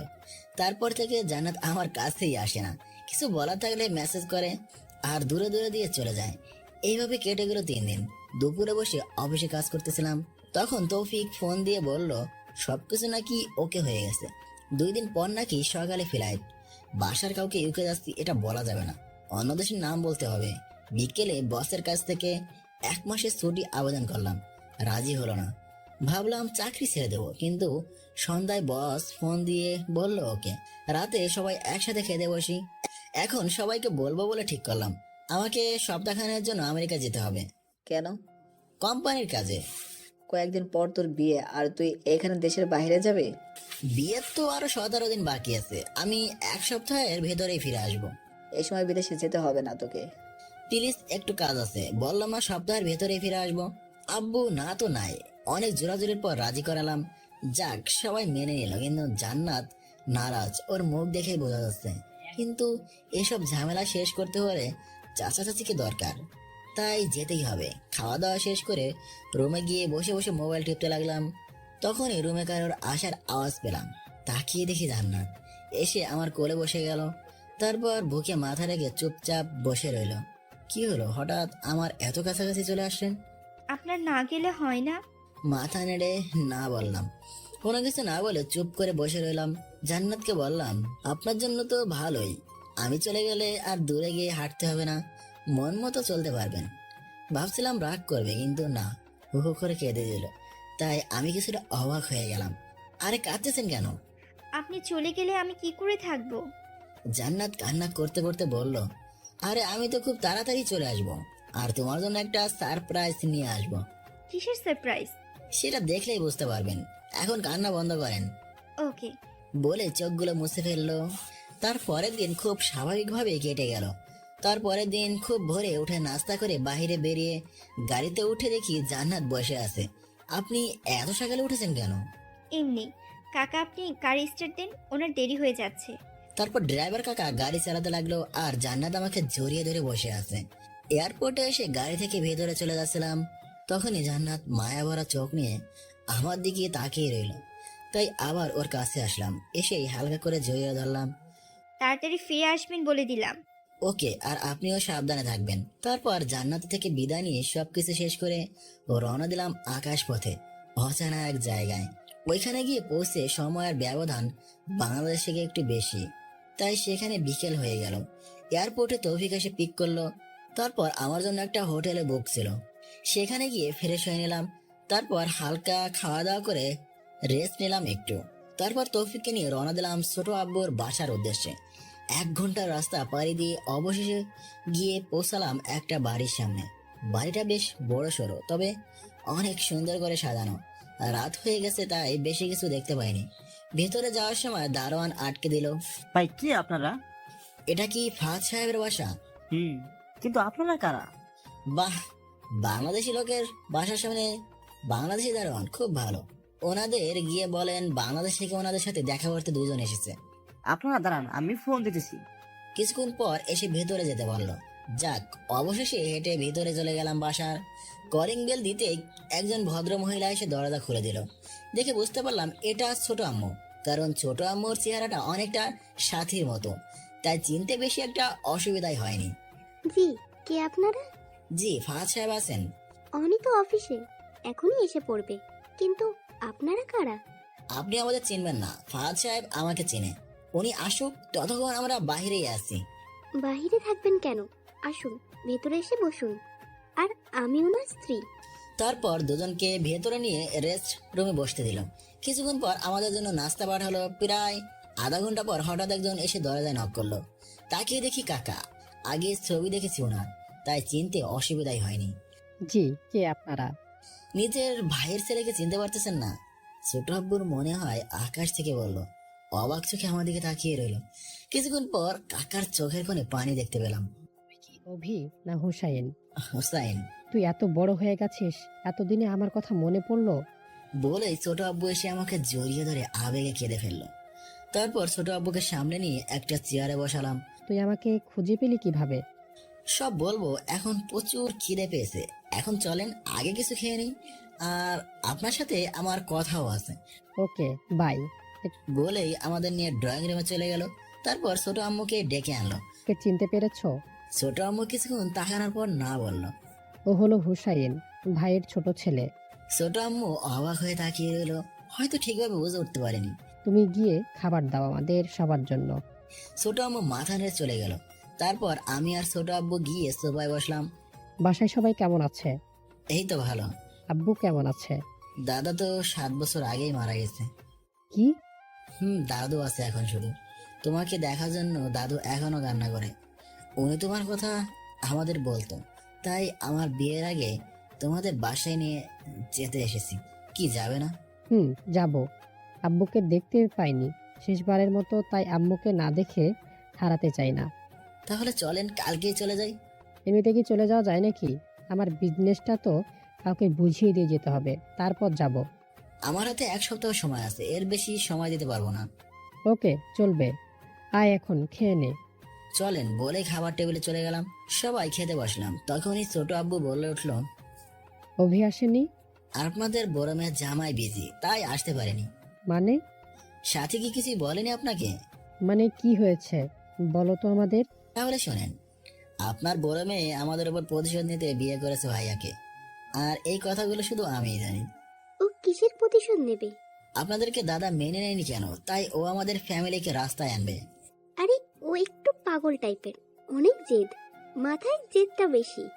আমি ওর কয়েকটা প্ল্যান বরবাদ করে দিয়েছি, কিন্তু আমি চাই না এটা আর কেউ জানুক, তাই এটাতে শেষ করতেই এখানে এসেছি। আমি যে এখানে এসেছি এটা জান্নাত বা সাথে কেউ জানে না, আর আপনারাও বললেন না।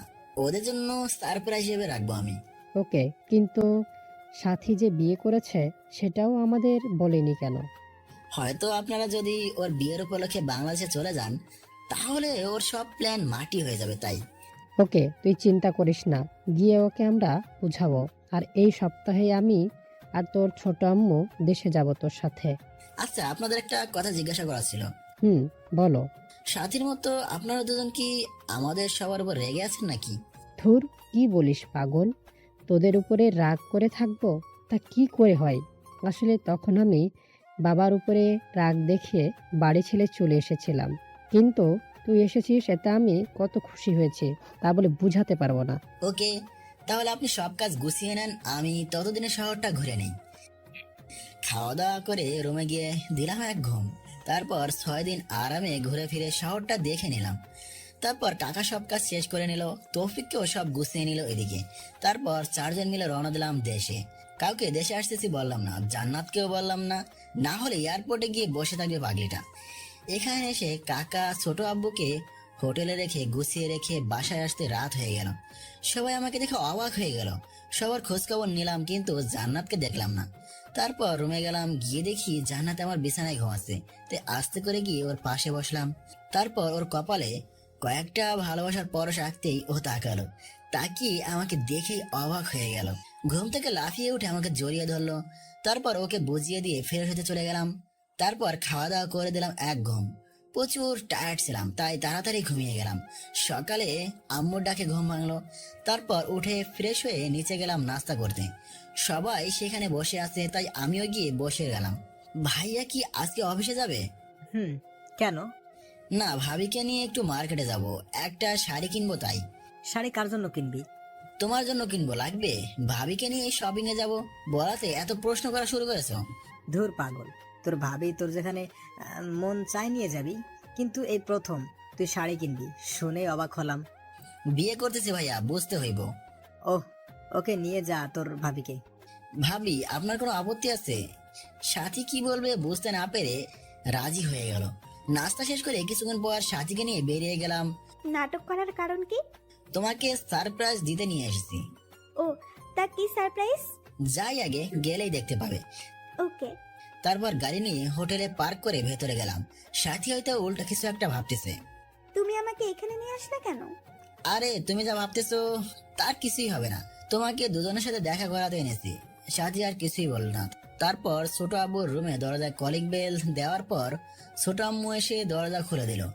সাথী ছোট আম্মুকে দেখে একটা শক খেলো। তারপর ওকে নিয়ে ভেতরে গেলাম। কিরে, সাথী হুসাইন যা বলেছে তা কি সব সত্যি? সাথী কিছু না বলে চুপচাপ মাথা নিচু করে বসে আছে।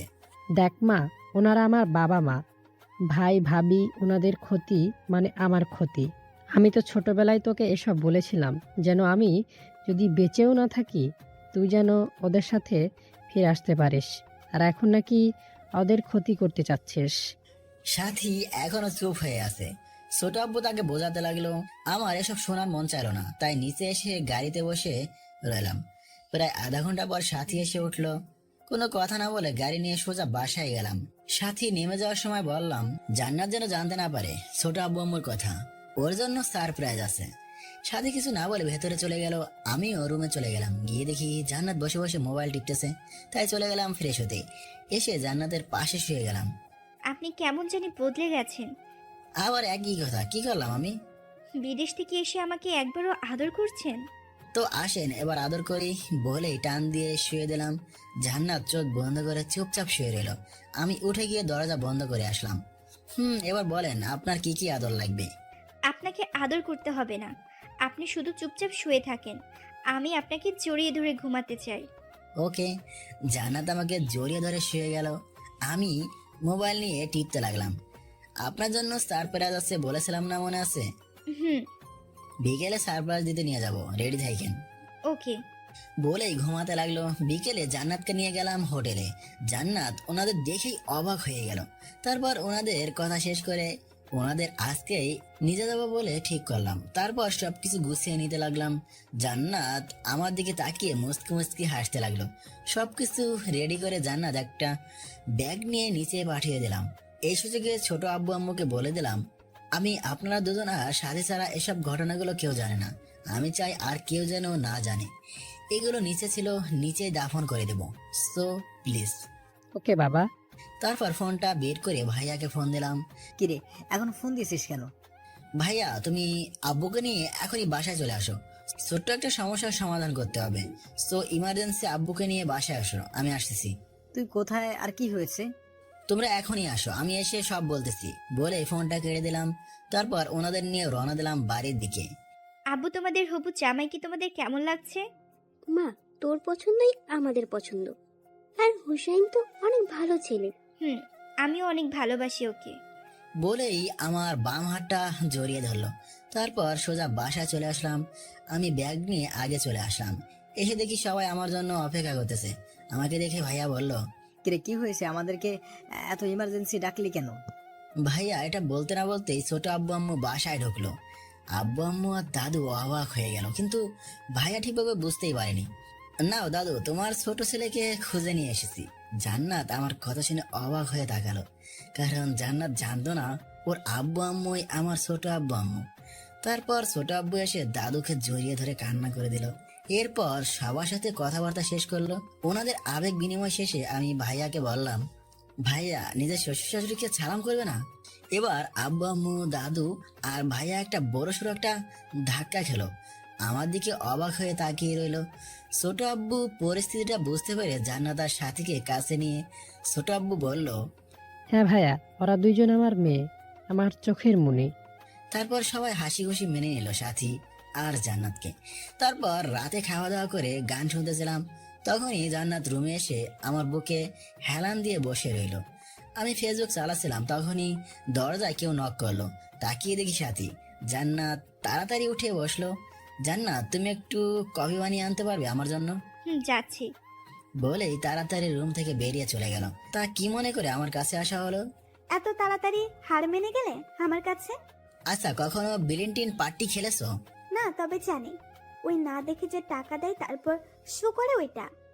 তো অনেক তো খেললাম। তা দেখি কার কাছে কি আছে। তুমি আগে শো দাও, তারপর আমি দিব। তারপর দেখবো কে হেরেছে। সাথে কিছু পেপার আমার সামনে রাখলো। হাতে নিয়ে দেখি আমাদের সব সম্পত্তির পেপার। কিছুটা অবাক হলাম, ও কিভাবে করলো? তোমার আব্বুর কয়েকটা সাইনে সব সম্পত্তি আমার হয়ে যেত। তুমি যাকে নিয়ে বানিয়েছো সে বলেনি যে আব্বু তার সম্পত্তি অনেক আগেই আমাদের দুই ভাইকে দিয়েছে? তাই এগুলো অযথা। সাথে কিছুটা অবাক হয়ে যায়। এবার আমি শো করি। তারপর ওদের সম্পত্তি পেপারগুলো, তারপর ওর এই মেলগুলো আর ম্যানেজারের আটকে রাখা ভিডিওটা রাখলাম। সাথী সেইগুলো হাতে নিয়ে দেখতে লাগলো, আর ওর মুখ থেকে বুঝতে পারছিলাম ও অনেক অবাক হয়েছে। জি, আমারই। কিন্তু এসব ঝামেলা কাঁধে নেওয়ার মুড নাই, তাই ঝেড়ে ফেলে দিলাম। এরপর যদি আমার ফ্যামিলি বিন্দুমাত্র ক্ষতি হয়, তাহলে তোমাকে আমি আমার ভিলেনের রূপটা দেখাবো। তোদের এসব ইমোশন দেখে প্রতিশোধ নেওয়ার কথাটা মাথা থেকে চলে গেছে। যা, মাফ করে দিলাম তোদের সবাইকে। কিছু না বলে হালকা একটু হাসলাম। তারপর সবগুলো পেপারে আগুন লাগিয়ে দিয়ে ডাস্টবিনে বক্সে রেখে দিলাম। সাথী চলে গেল। আমি বসে বসে আবার মোবাইল টিপতে লাগলাম। তখনই জান্নাত কফি নিয়ে আসলো। আপু কেন এসেছিল? তুমি নাকি বিয়েটা করতে চাও না, এটা বলতে এসেছিল। কি? আপু মিথ্যা বলছে। আমি এখনই আপুকে ডেকে আনতেছি। আরে আমি মজা করতেছিলাম। ভাবি ধন্যবাদ দিতে এসেছিল তোমাদের বাবা মাকে নিয়ে আসার জন্য। শয়তান, ভয় পাইয়ে দিয়েছিলেন। সত্যি? আচ্ছা, আগুনে কি পুড়লেন? ও, পুরনো দুশ্মনী। মানে এগুলো কন্ট্যাক্ট বাতিল প্রজেক্টের ফাইল, তাই পুড়িয়ে দিয়েছি। ও, তা এখন কি করবেন? আপনাকে আদর বলেই টান মেরে শুয়ে দিলাম। তারপর 6 দিন এমনি এমনিতে চলে গেল। সবাই হাসি খুশি চলতেছে, সবাই মিলে থাকার মজাই আলাদা। বিয়েটাও শেষ হয়ে গেল। ভাইয়া আর সাথী এনে রুমের ভেতরে দিয়ে গেল। তাকিয়ে দেখি জান্নাত বিয়ের সব ড্রেস খুলে নর্মাল কাপড় পরে আছে, চাদর মুড়িয়ে দিয়ে। কিছুটা অবাক হলাম, এভাবে শুয়ে আছেন কেন? তো কি করব সারা রাত? আপনার জন্য বসে থাকবো? বাজে কয়টা দেখেন তো। নতুন বউর এভাবে কথা বলা মানায় না। ঠিক আছে চলেন, এবার আমার গিফট দেন। কিসের গিফট? মনে আছে বলেছিলেন বিয়ে করলে নাকি অনেক বড় গিফট দিবেন। ওকে, তাহলে বিয়ে করে আমাকে পেয়েছেন, আর গিফট হিসেবে আমি সারা জীবনের জন্য নিজেকে আপনার নামে লিখে দিলাম। ওকে, তাহলে এত বড় সুযোগ হাতছাড়া করে লাভ নেই। সুযোগে সদ্ব্যবহার করাই ভালো, মিস করাটা বোকামি হবে। মিস করতে কে বলেছে? বলেই আমার কলার টান দিয়ে খাটে ফেলে দিল। তারপর আর কিছু বলার আগেই ও ঠোঁট দিয়ে আমার কথা বলা বন্ধ করে দিল। তারপর কি হয় জানতে বসে আছেন তাই না? বিয়ে করলে জানবেন, আর যারা করেছেন তারা তো